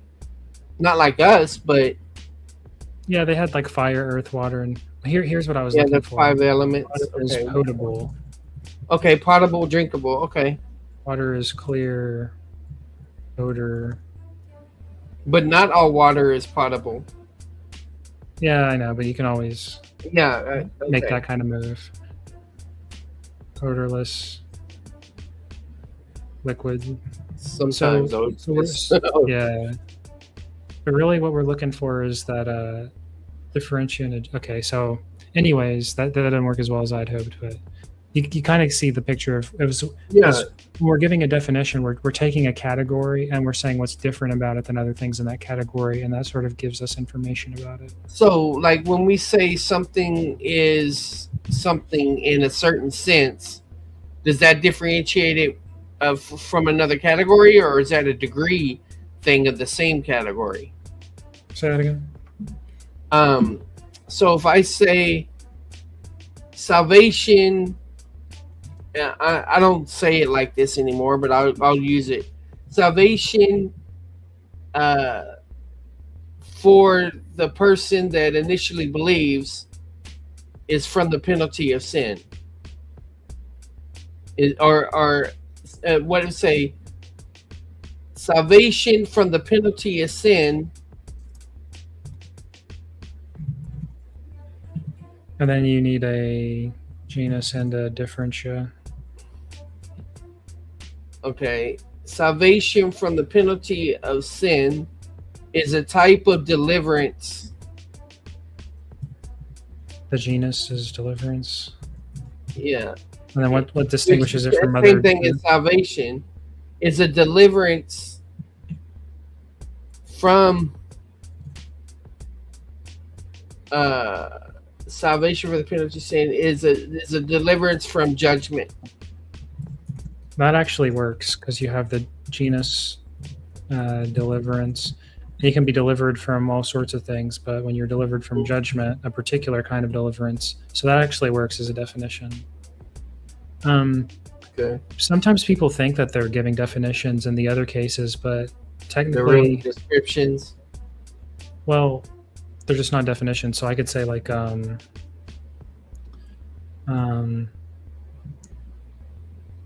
don't know, but anyways, because I don't want to waste too much time on this because we got a lot. So we have the predicables. Okay, so we have genus, species, and difference, and we sort of got that, and we have property and accident. So, and when we say genus, one thing you'll notice is that we can genus differentia into species. So it's the general form is a species is a differentiated. Subset. Yeah. Is a genus that is differentiated. And so we have species, genus, and difference. But here's the thing: once you have that species, you can do you can do it over again. You can say, like, an X is a Y that Z.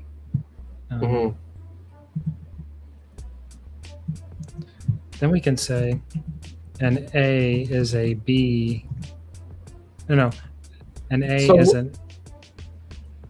We're going from the particular to a big category, and then we're talking about the difference between the two. This is called specification, because when you differentiate it, I can say water is a potable liquid, and then I can say ice is a water at a certain temperature, and that would be a specification. That's what we do when we say in what sense we're specifying, because it's like sometimes like. Right. Because you said, oh, well, sometimes water is like this, water is like that. Yeah, because so we can go up and down the ladder of specification and generalization. You can go the other way and say, and Y is a R that Q, where the genus of that becomes the species of that, and another one where the species of that becomes the genus of this. So by switching species and you can switch species with genus or differentia, and you'll get specification or generalization. You can go up and down the ladder. So you can say Socrates is a human. Human is a rational animal. Animal is a embodied soul, as opposed to like angels or whatever. And then an embodied a living thing is extended, and then you just keep going up, and then you can get more and more general. This is also called abstraction. Yeah, the ladder of abstraction. It's another way, yeah. Or specification. And so how he got these categories is he was just taking like random sentences and doing this. This is what's called analysis. Remember when I mentioned conceptual analysis earlier? That's what this is. It's essentially running the who, what, when, where, why questions almost through, Yeah. Like when you got a topic. And so he just took random words and he climbed up and down the ladders, and he said that he got up to these 10. These are and they ended up being like features or functions of his language. Okay. So that's Aristotle. I think that is some special words here. Is the biggest or most general genus is called the Summa Genera. If you read this is just in case you ever Summa read the, theologia. yeah, Yeah. but Summa Genera, or a most specified species, is called the infera species. So if you're reading the Latins and they use these words, now you know they're talking about. And so that these are also the Summa Genera.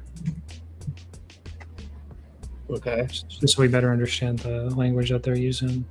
Okay, so here's so this is the end of the story of pre-Christian philosophy. Now Christians run into this problem of the Trinity. Not really a problem, but just like something to do. And they want to make this to work in the way that I just described by conceptual analysis about these terms, to get all this to fit together like a puzzle. And this was their tool belt. I see your point about the grammar. Would you call it the grammar, the grammar of the Trinity, or grammar of theology, or something like that? I could say like the philosophy of Trinitarians or something. I would say all of this is Greek philosophy used by Trinitarians. So one way to look at it is Aquinas says something like God gave special revelation through prophets, Jesus, whatever, and then but there are gaps to fill in, and then we use natural, you might say theology, but it's like natural reason or philosophy to fill in the gaps. So that's how a lot of people approached it, is, okay, we have this revelation from God, how do we make sense of it with our human reason? Well, maybe human reason just is philosophy. And then so they took the tool belt. So Aristotle, he's just like, okay, this is like something you can use. And they make use of it, and they make use of Plato and Aristotle, both of these ideas, the good, the one, the forms, and also these substance. And then they take these and then they change them. They don't copy them. So I wouldn't say that Christians are like Platonist or Aristotelian, although maybe Thomists are pretty close to Aristotelian, but they borrow it and use it for their own. Right? It's like you got like some fabric, and you got fabric for a blanket, but you don't need a blanket, you need a shirt. So you take the fabric and you weave it into a shirt for yourself. That's maybe the one way of looking at it. Okay. This also helps in other areas too, but okay. So the open question for the because the question is, well, Plato makes some sense and Aristotle makes some sense, but they ask, well, does here's what the Christians do is what are called this, okay, these aren't Christians, Neoplatonists, as they say, do the categories work for forms or intelligible realm? Because Aristotle wanted to smush everything down into this world because he thought the realm of the forms was like goofy nonsense. But here's the thing. If you're a Christian, we are okay with another realm. Right. No problem. So what happens is we can have two classes of predication. We have what's called divine predication and created or creation predication. Creator creature distinction. Right. Hi, room renter. So the Christian theologians said, okay, well, this is all good and fine for the created realm. Aristotle's right, sure. Does it work for the for divine predication? Because you'll notice that the doctrine of the Trinity. This is all divine predication. God is simple. You're predicating simpleness to God.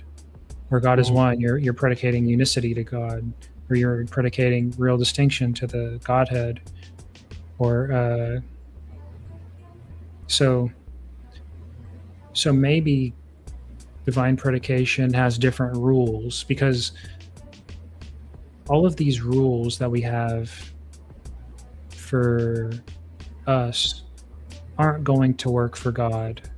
That's not this isn't enough to get the Trinity. Because if you just take this and run the Trinity, then okay, if you don't do this move, if no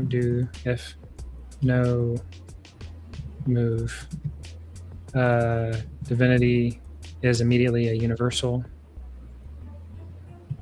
and let me put it here. And the persons are individual. Conclusion, tritheism, like immediately. Like you can't do. If you don't change this, then you get tritheism, because there's only like these kinds of things, and wherever you put all of your concepts, you can't make it work. So we have to do this move that the Neoplatonists did, is they said, okay, Aristotle works for this world. Change it up for forms for God. So that the Neoplatonists took it and said, well, we'll change it up for our forms because it doesn't fit. And Christians said, well, we'll change it up because it doesn't work for God. So the Neoplatonists and the Christians are sort of doing the same kind of project, but for different desideratum, like they have different. Well, anyways, enough about that. I'd like to talk about very important stuff, and these are called relational forms. These are going to be crucial. So we have reflexive or reflexivity. So when I do like letter R letter, that just means the first and the second stand in the relation R. So X Rx means like X is R related to Y. So reflexive means for all X, RRX, XRX. So like equivalence is a reflexive relation. So if 3 is equal to Y, or so if 2 plus 2 is equal to 4, then 4 is equal to 2 plus 2. It's reflexive. You can switch them. Next one is irreflexive. And that's not XRX. We have non-reflexive. And that's neither R1 or R2. We have symmetric. So if X RY, then YRX. Oh, sorry. Reflexive is 3 is equal to 3. So like the equivalence, everything is equal to itself, is reflexive. Symmetric is if 4 plus 4 is equal to 8, then 8 is equal to 4 plus 4. You can flip them. And then it's a symmetric kind of relation. 2 is asymmetric. X RY equals not YRX. And then 3 is anti-symmetric. XRY. I know this is a lot, but it'll be useful someday. Implies only if X is equal to Y. And I can give some examples of these if none of this makes sense. Not this one. And there's one more. Transitivity. and where z lies xrz to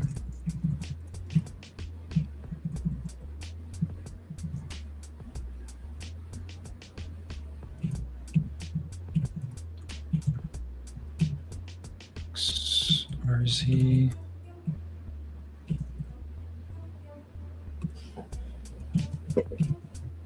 not T1, T2. So these are like the fundamental forms of relations, and you can build any relation is going to fall into one or a combination of these. And so for the Trinity will make use of relations. Let me say to. I'll say like this for real distinction and divine predication. And so we will use these different relational forms to understand the kinds of relations in the Trinity. So the way I introduce these relations is to talk about family relations are usually good. So if Bob is the sibling of Alice, then Alice is the sibling of Bob. Mm. Or if Bob is the father of if Bob is the father of James, then James is not the father of Bob. That's anti-symmetric. Or stuff like that. This is we probably won't need too much of this. Okay. So before the last thing I want to do is talk about modern, I'll say since like 1800 philosophical advancements maybe that are more tools for modern theologians, because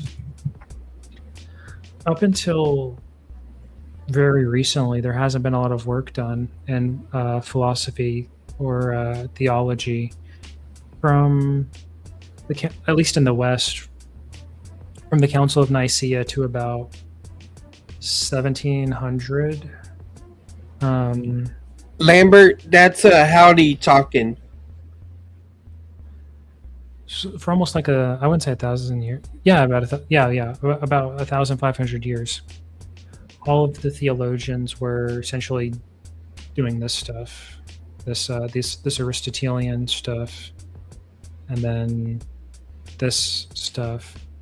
But I think modern days you don't have to, unless you're like Catholic, and then I guess like you almost have to be like a Thomist or a Scotist or something. But if you're not, and you don't have doctrinal commitments to these explications of the Trinity, you have more resources available to work with. And there's been quite a lot of advancements in the last 200 years about language and predication and all this stuff. So for substances, we have this guy called John Locke. Mm-hmm. And secondary qualities.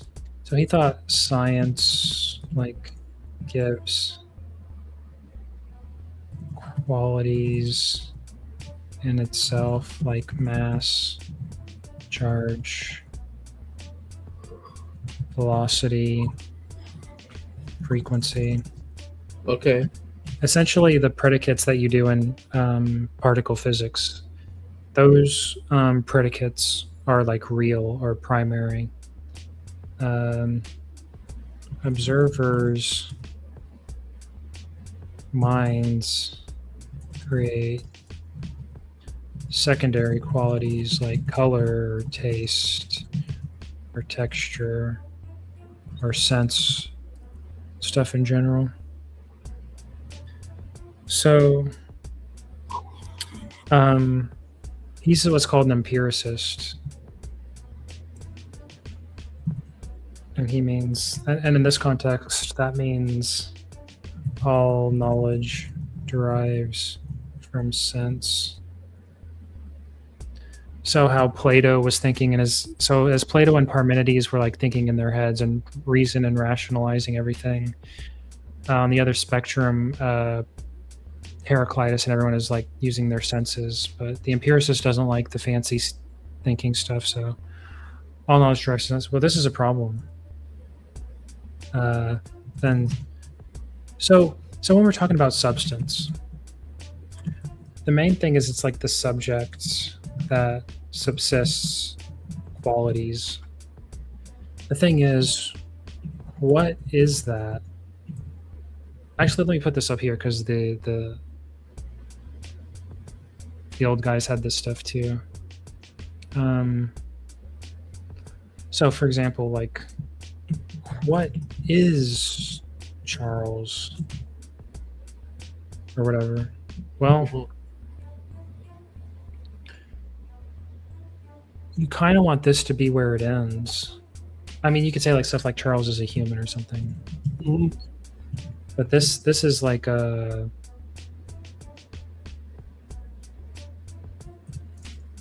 human. Oh, this is like human is said of Charles. So it's a it's a universal substance, which is secondary. He thinks that the individual so again, let me put it here. Individual substance primary. So Charles is primary.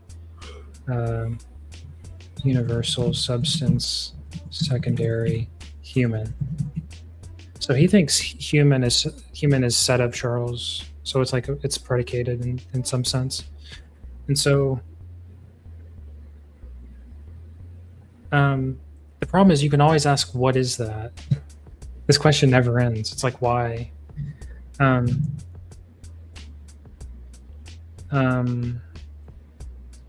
Also, oh, I forgot. We need to talk about essence, actually. This is where I'm going. Remember when I were talking about, okay, each person is God, essentially. So what's an essence? So Aristotle gives 5 definitions. He says what it is to be X. He says what X is by the being of X, what X is by the nature of X, although later theologians make this distinction. They just call this a nature. But at the time, Aristotle thought all of these were equivalent. The definition of X. Here's the question. What is the essence of human? And let's just say it's the definition. And we give the species is a differentiated genus, and we say human is a rational animal. So human essence is rational animal. And you can change that for whatever if you don't like that. Here's the problem. What is the essence of Charles or Bob? So for some things, for natural kinds, we can look in a dictionary or come up with definitions, but we can't look in a dictionary and find the definition of howdy. We can't look in a dictionary and find the definition of Charles or any other individual. So individual not have essence. That's kind of an open question for Aristotle.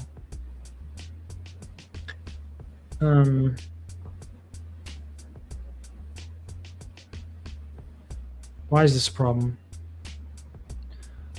Well, it's a problem because really what a substance, we're looking for what holds together all these qualities or predicates.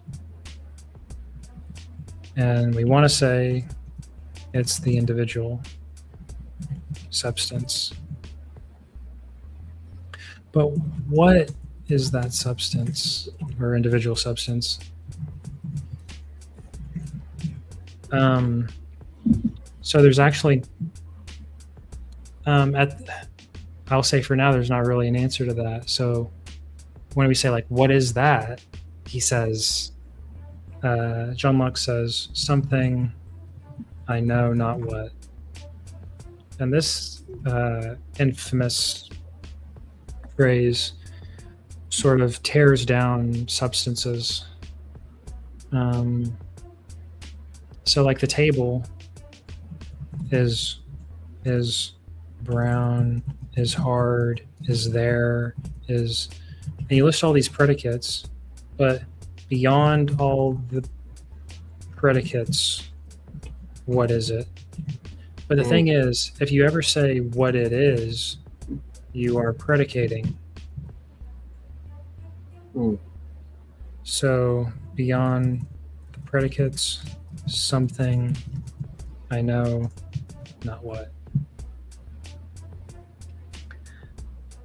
Okay, so that's not good. And then we have the last person I want to talk about substance is this guy called George Berkeley. He says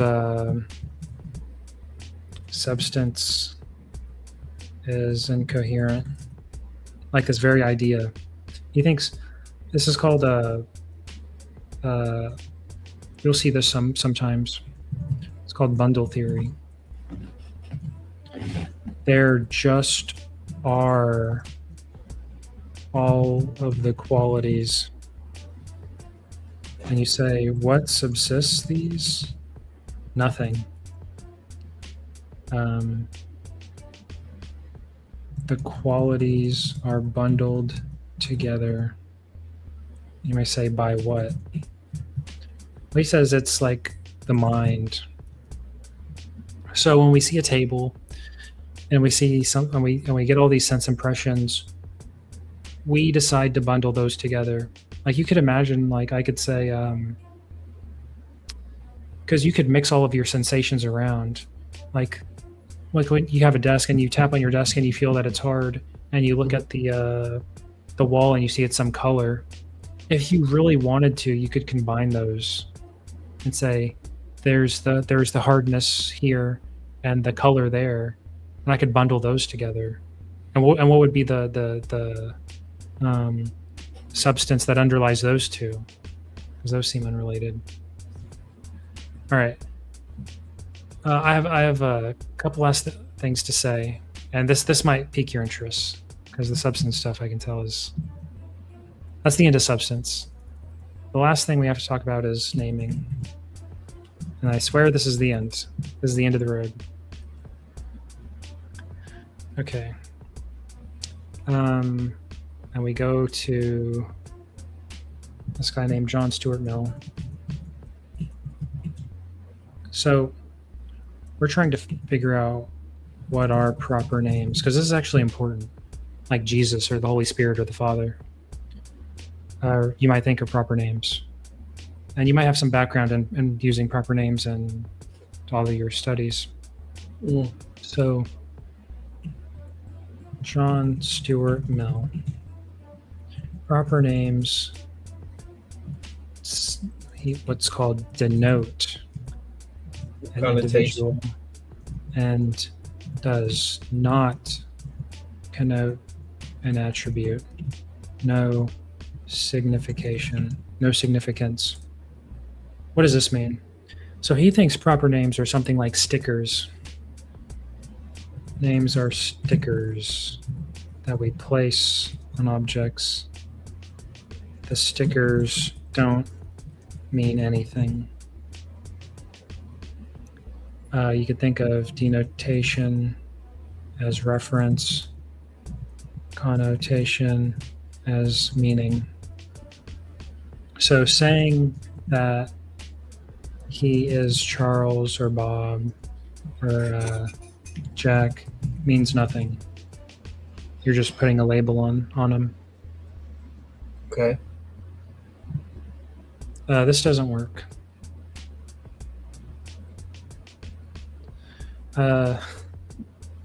Suppose I ask, did Moses exist? If we suppose that Moses is a meaningless label that has been applied to Moses, how can I ask this question? If I know to whom the label has been applied, the answer is automatically yes. If I don't know if I don't know to whom it is applied, what am I asking? Who am I asking about? So if names are just these stickers and I say, who's Moses? That doesn't mean anything. But we seem to be able to, these words, our sentences do seem significant, like they seem meaningful. So the pure label theory doesn't work until it does. But we have to go through objections and rejoinders. Okay, so there's this guy called Layman, and he says intersubstitutivity of co-referential terms, salva veritate. So this just means, fancy way of saying, if you change to terms with the same reference, the truth is the same. So if I say Charles is listening, and I say the layman's, or layman, or whatever your name is listening, this has the same truth. So if I say Charles is flying and Layman is flying, same truth, but it's false. So when we substitute co-referential terms like names, like this happened. This is interesting because the intersubstitutivity of co-referential terms salva veritate came up when we were talking about John, the Gospel of John, and his preface, where once he indicates to the reader that Jesus is the Word, then when we later read predicates about Jesus, like what Jesus said or what he did, we can substitute Jesus for the Word, and the truths is all the truths are the same because they're co-referential. Okay. Problem. Propositional attitudes and identity. How can identity statements have significance? So, like, it doesn't say this, obviously, but Jesus is the Word. Like, let's say we can infer this from John. If this is identical, how can it mean anything? Because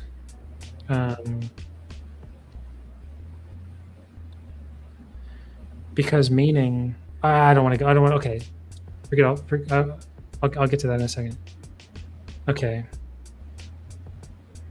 Well, let me talk about propositional attitudes. So let's say this is important too. The audience of Jesus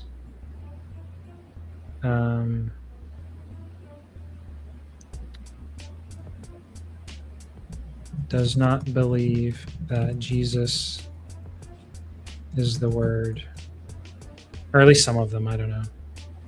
This is called a propositional attitude, because or Jesus is God or something. This is like I'll just call this a proposition. Now we can have attitudes towards propositions.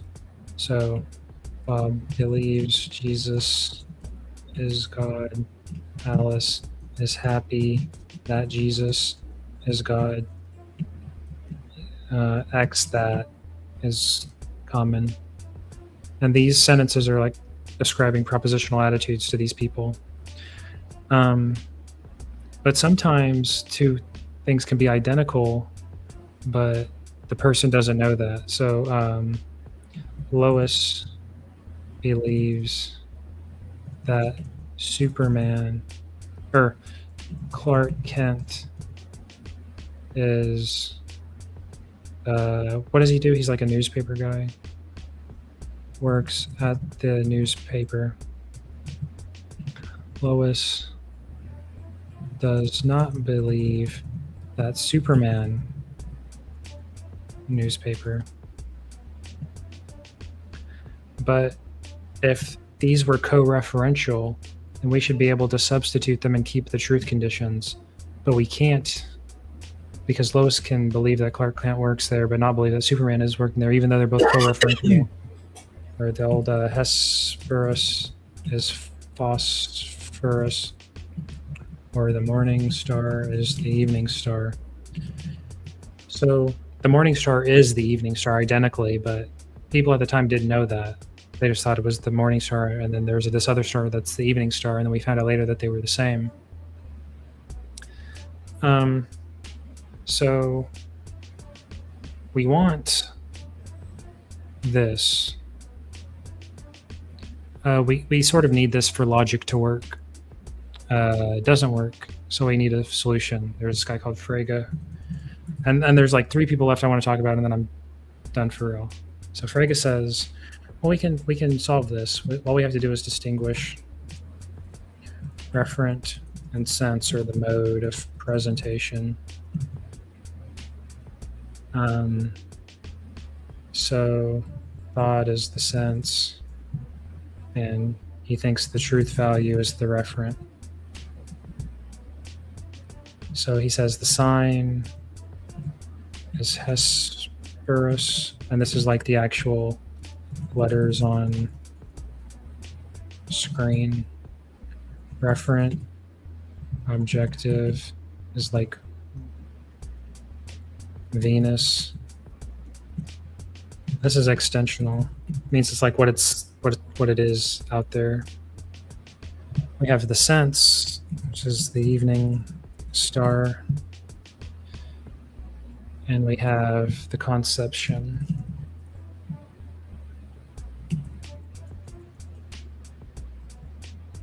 which is the idea in head of star, of evening star, intentional. Okay. This is how we solve the problem. We say ideas cannot be seen, heard, smelled, or touched. They are had. So,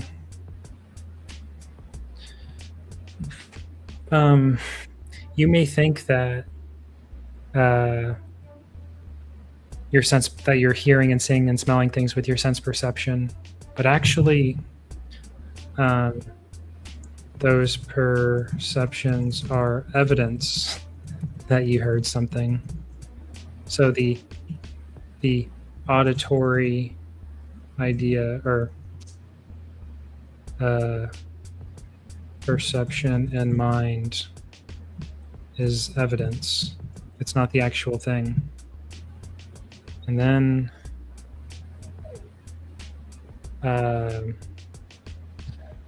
thing is, if meanings were ideas in head, this is the Plato problem.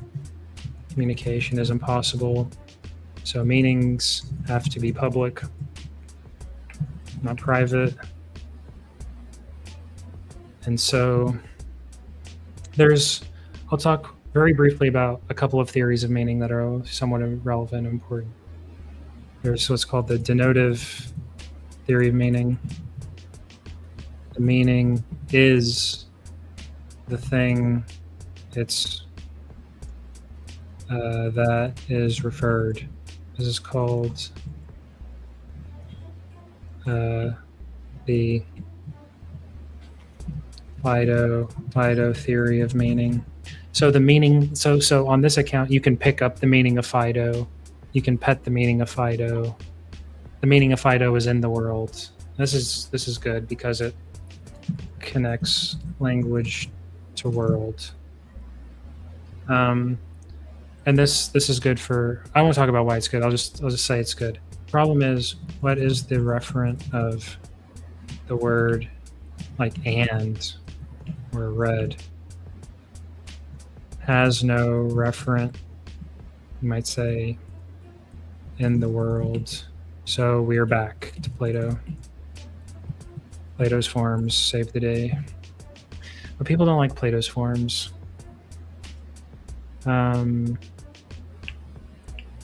So there's two more people left that I want to talk about that fix the problem. Actually, I'll talk about one more person and end it. But this person is very important to the Trinity and to a bunch of other things. There's this guy called Bertrand Russell. He wrote this paper called On Denoting, where we stock the mind with puzzles, like language puzzles. So the blank seems to act like names. These are called definite descriptions. So you can say like the present king of France. Okay, here's the problem is we have non-referential subjects like the present king of France because there is none.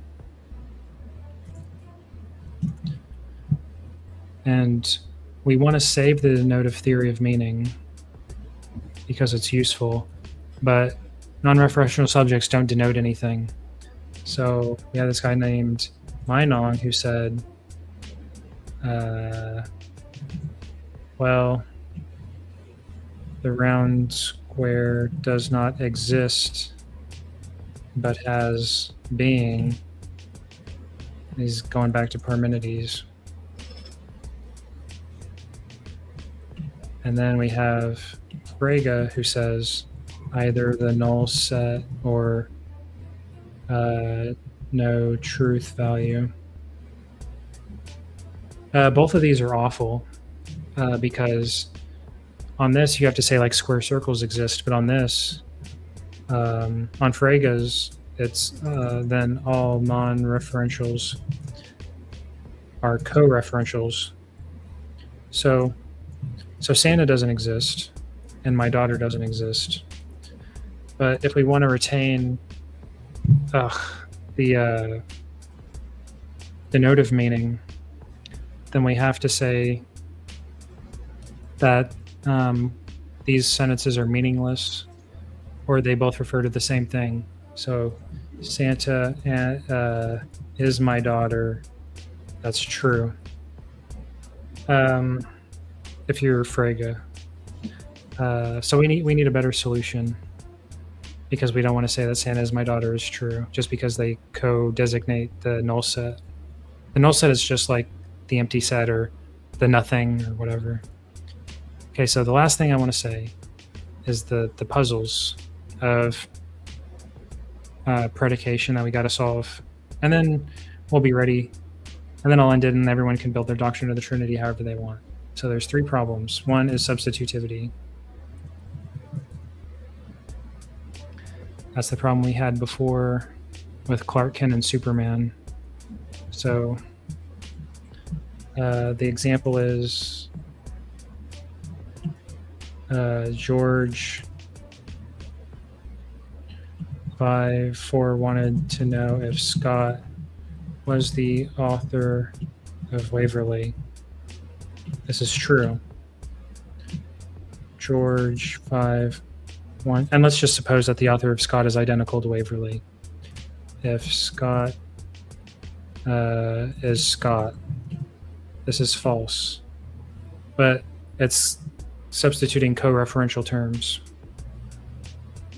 So we need to solve this problem. The other problem is excluded middle. We want to say that the present king of France is bald. We want this to be true or false.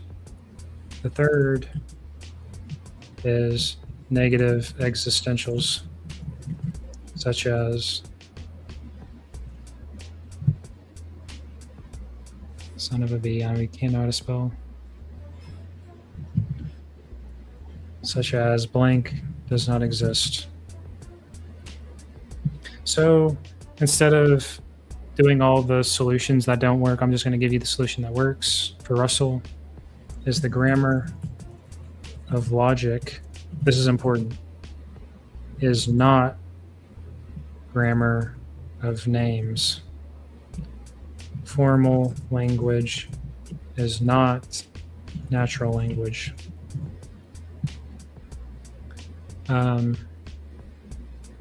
So the present king of France, and this is where it all ties in. I know this was a long winding road, but this is where That's fine. I like inductive stuff. Go ahead. the present king of France is bald. What is the subject of this sentence? Now, because you haven't said anything, I can bring you in. What is the subject of this sentence? The king, the present king, you could say, but the king. The king. Well, technically, it's the present king of France because that's what's getting predicated. Right. Is bald. Wrong. Okay. because there is no present king of France. English.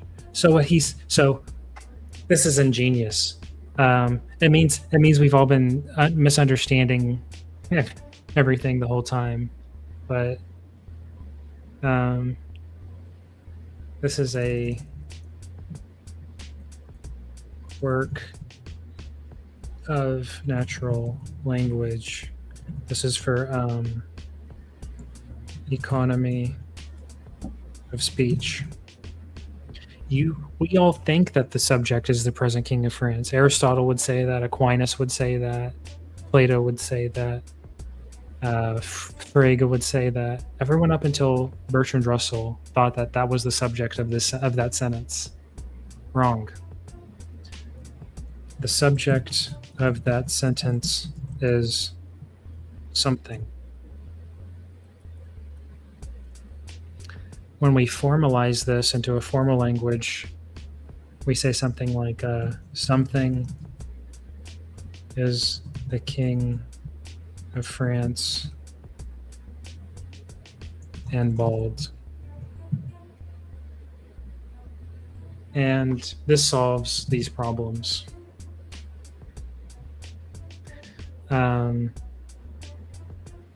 Because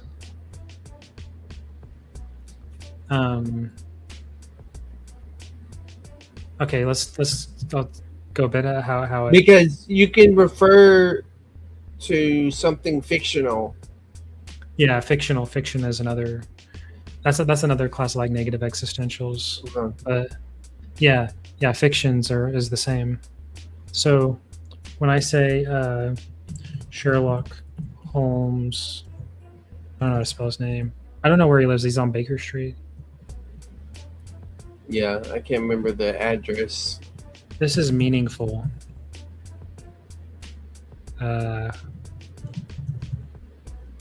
Right.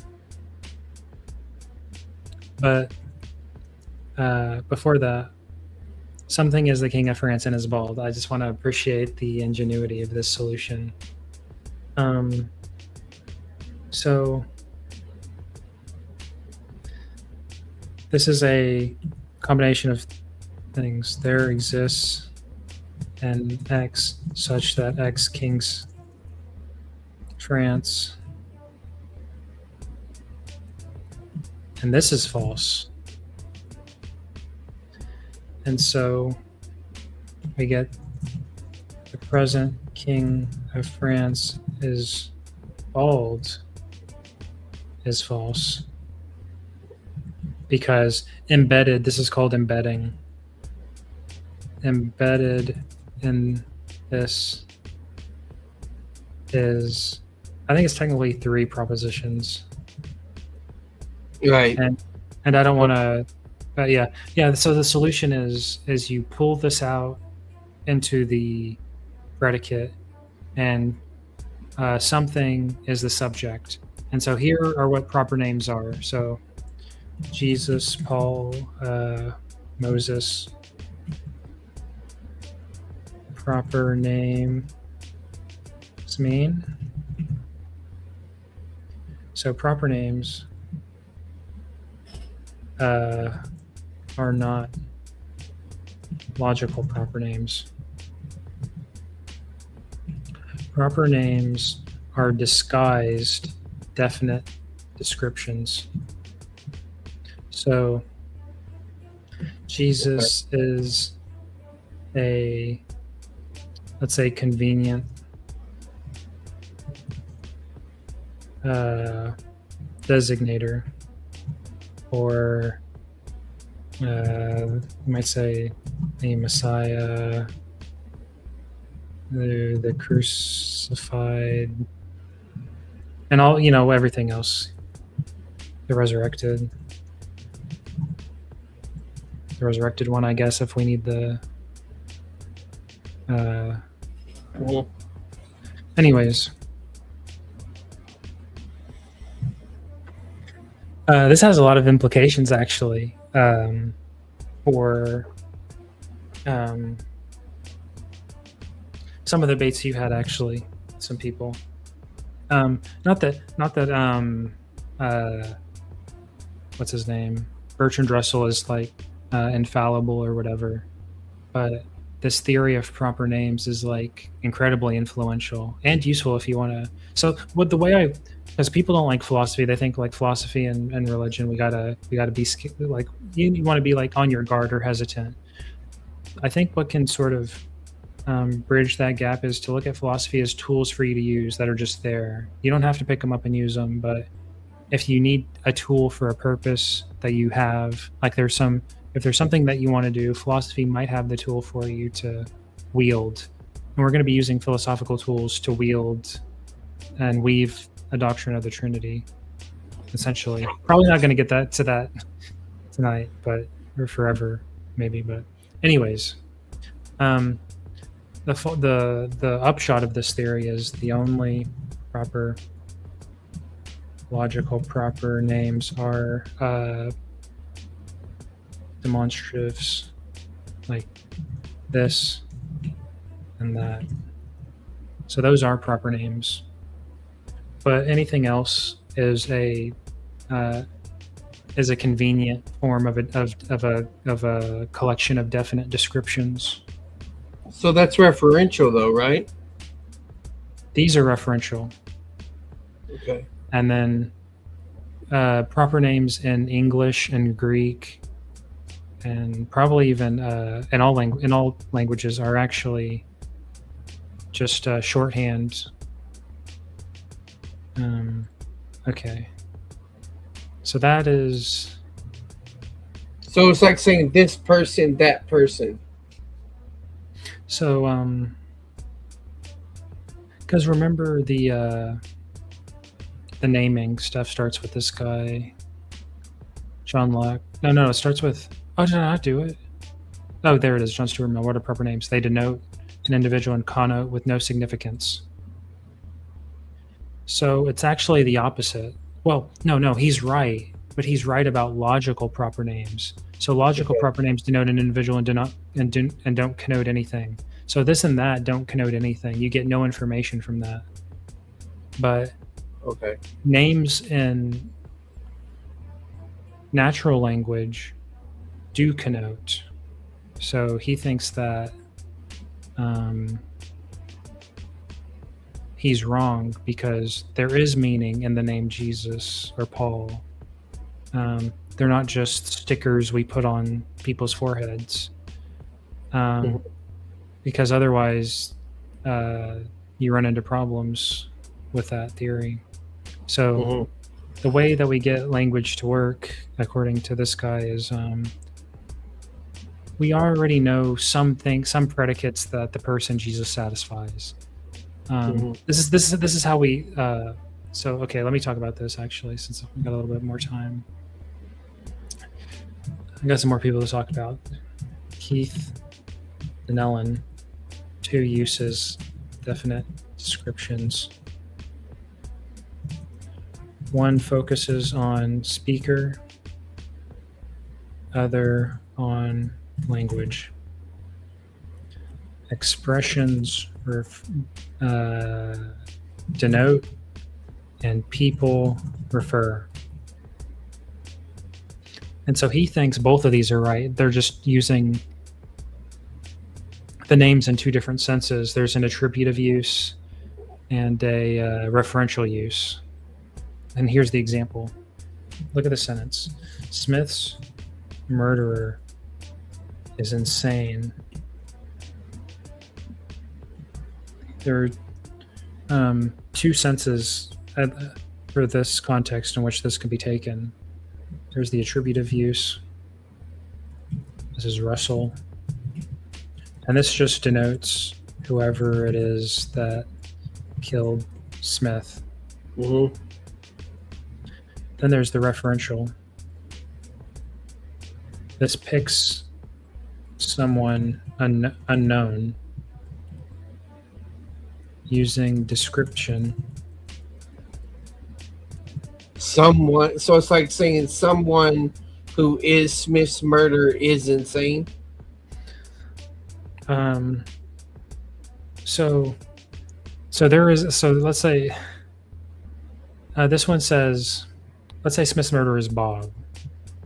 This guy's Bob. On this one, it's saying Bob is insane. Mm-hmm. And on this one, it's saying whoever killed Smith is insane.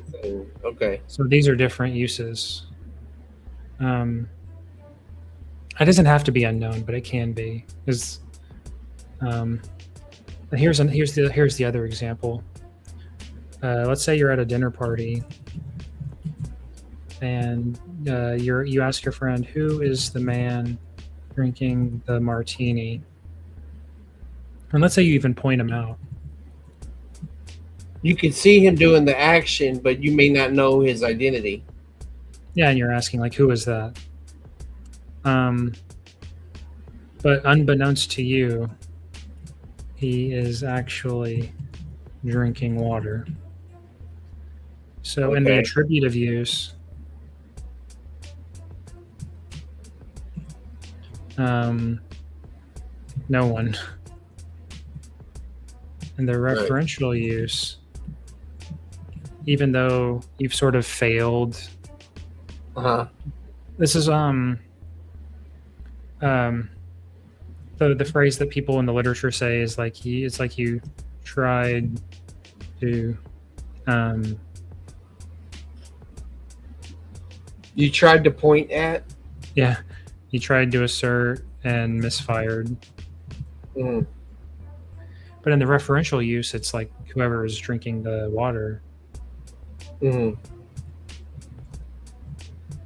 Because the focus is on the person, not the drinking. Yeah.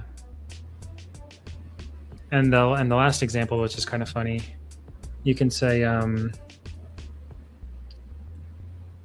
let's say like you don't like Trump, or actually better, let's say you like a MAGA guy doesn't like Biden, but shows up at somewhere Biden is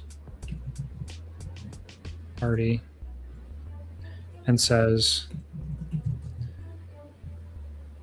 I'm here to see the president,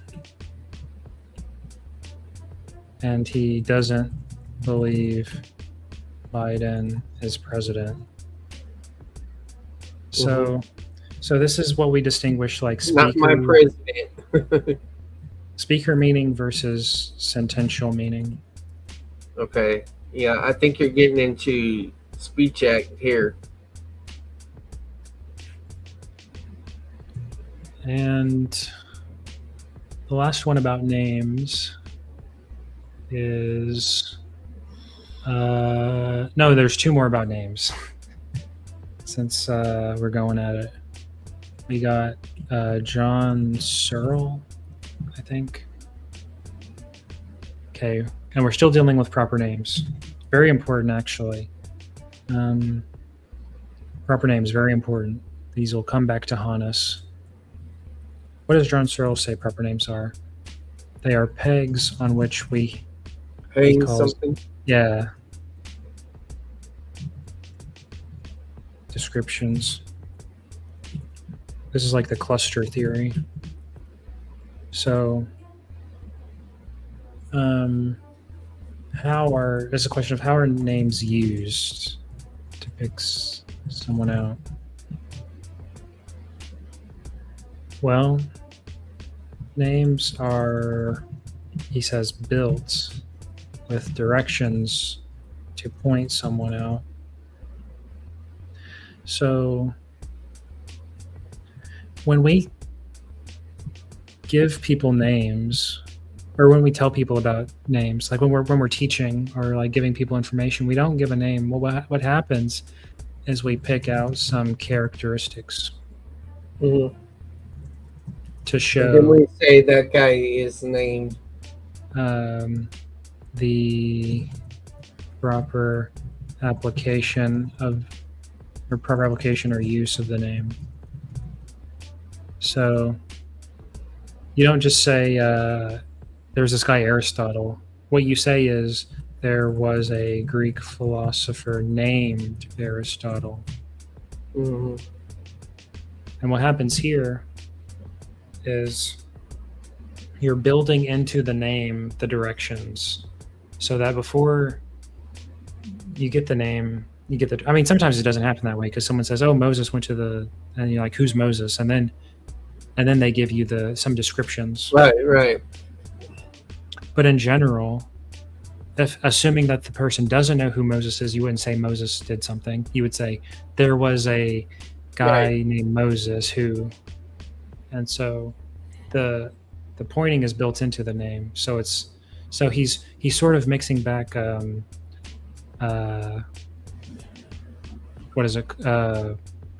Because this guy Bertrand Russell, he wanted to get rid of meaning from proper names. He just wanted them to be like this and that. But here we sort of bring this is connotation. We're bringing connotation back into the denotation. We're mixing them together again. Okay, so we can say here's why. We can say Aristotle wrote Nicomachean Ethics. Aristotle wrote the Organon. Aristotle was a student of Plato. Aristotle taught Alexander the Great. And let's say Aristotle was born in Peru. And let's say someone is given these descriptions for proper application of name Aristotle. This is an interesting question. What happens when we figure out one or more of these is incorrect? Then you're talking about two different Aristotles. Yeah. Let's say we find out Aristotle was not born in Peru. What happens? Well, we can say born somewhere. That's not Aristotle. You can say that's not Aristotle. Or we say we can. That's a different Aristotle. Yeah, a different connotation. So we can update the connotation of Aristotle. Yeah. So here's one. Even worse. What if we found out Aristotle never existed? Well, okay, there was a fabled philosopher that supposedly wrote all of these things. But still, that fabled philosopher still needs to exist according to the legend in Greece. The important thing is this Aristotle still means something. Right. And so how do we so Aristotle cannot mean some, it's called cluster of descriptions, because those can change with revelation, let's say. Okay. So like when you learn something about Jesus, it's not a new Jesus, you know. Right. So he thinks like, okay, well, if you get some fraction of the descriptions, maybe enough to uniquely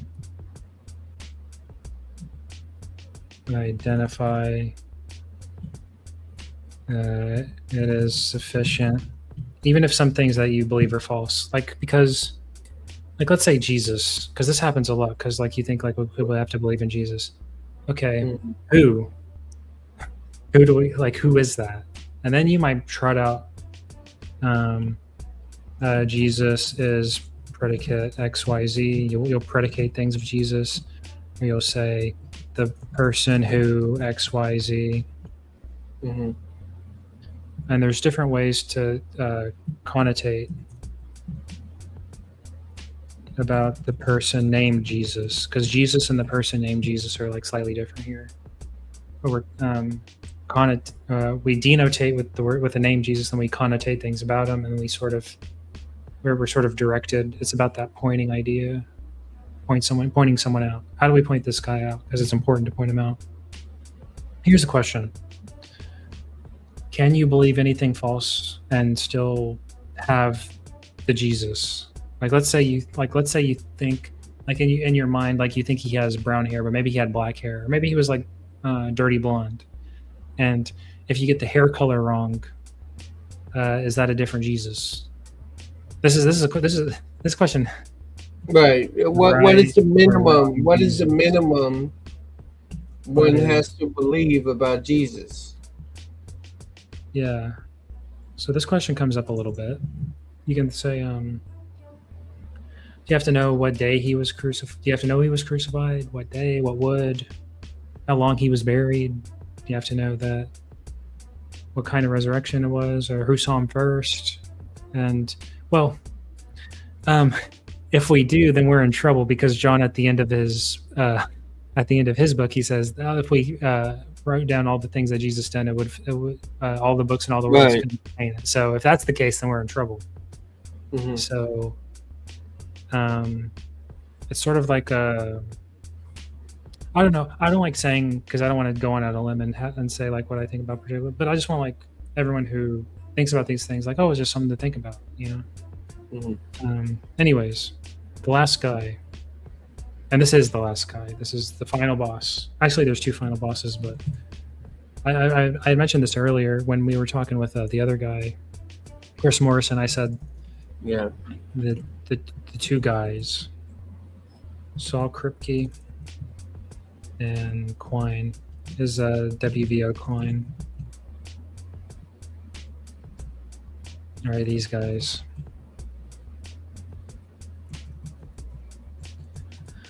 So this is a causal theory of names and identity. So I should say proper names. This is Kripke. Okay, so what is the name Moses? So he looks at it as like a causal picture. What happened? What happened was a child was born. This child was, you could say, baptized with the name Moses by whoever named him. I forgot who named him. Was it the lady that found him? Yeah. She said, she said, I'll call you Moses because I pulled you out of the water or something. Yes, yeah. I forgot her name. The lady that pulled him from the water. Then Pharaoh's what happened? daughter. Oh. That's all I remember. I was trying to think of the name. I don't even know how to spell Pharaoh right now. My mind is. I'm starting to bleed. My thoughts are starting to bleed. Okay. So this is his story. What is the name? What happens is child is born. Child is. What's funny is he might have had another name, but then he's baptized with the name Moses by the Pharaoh's daughter. Then what happens? The Pharaoh daughter tells other people that the child is named Moses.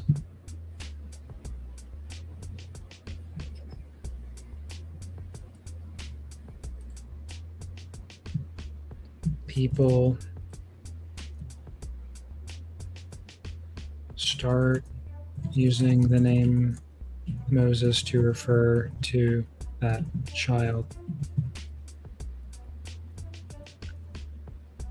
Those people, well, I'll skip ahead.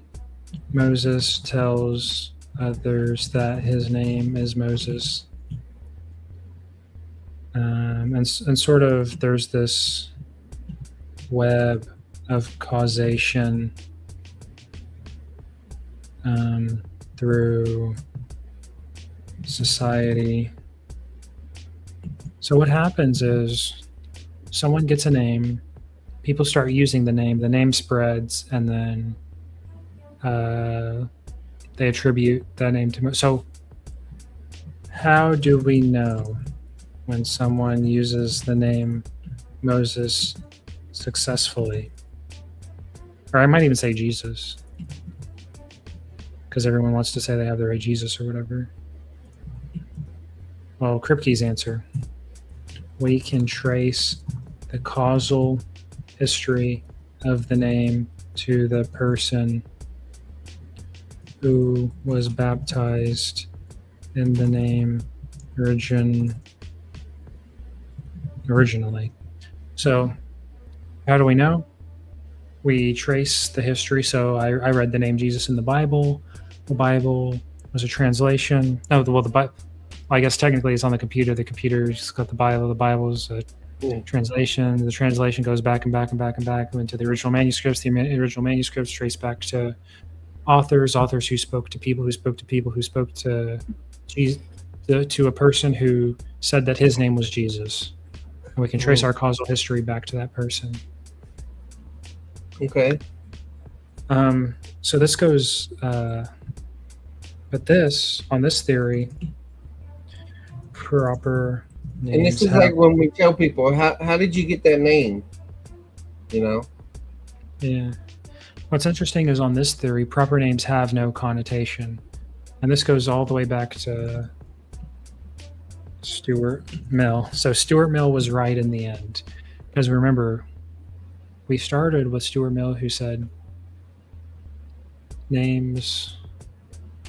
proper names denote an individual and do not connote an attribute. They have no signification. Names are stickers that we place on objects, and the stickers don't mean anything. So the Pharaoh's daughter placed the sticker Moses on his head, and then conventionally,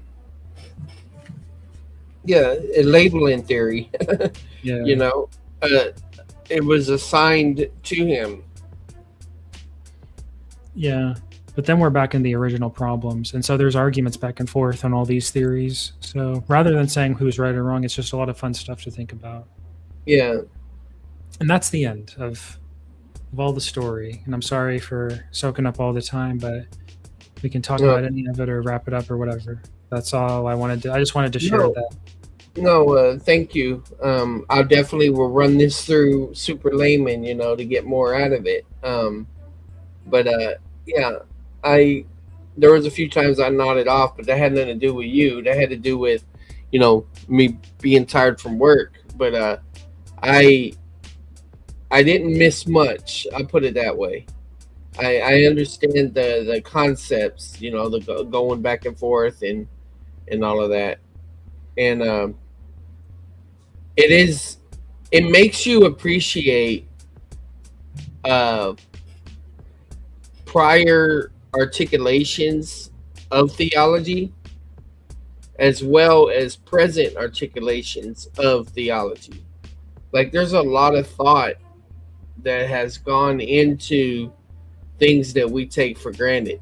And it may not be right, but they did try to work with what they had to understand, you know, Yeah. these things.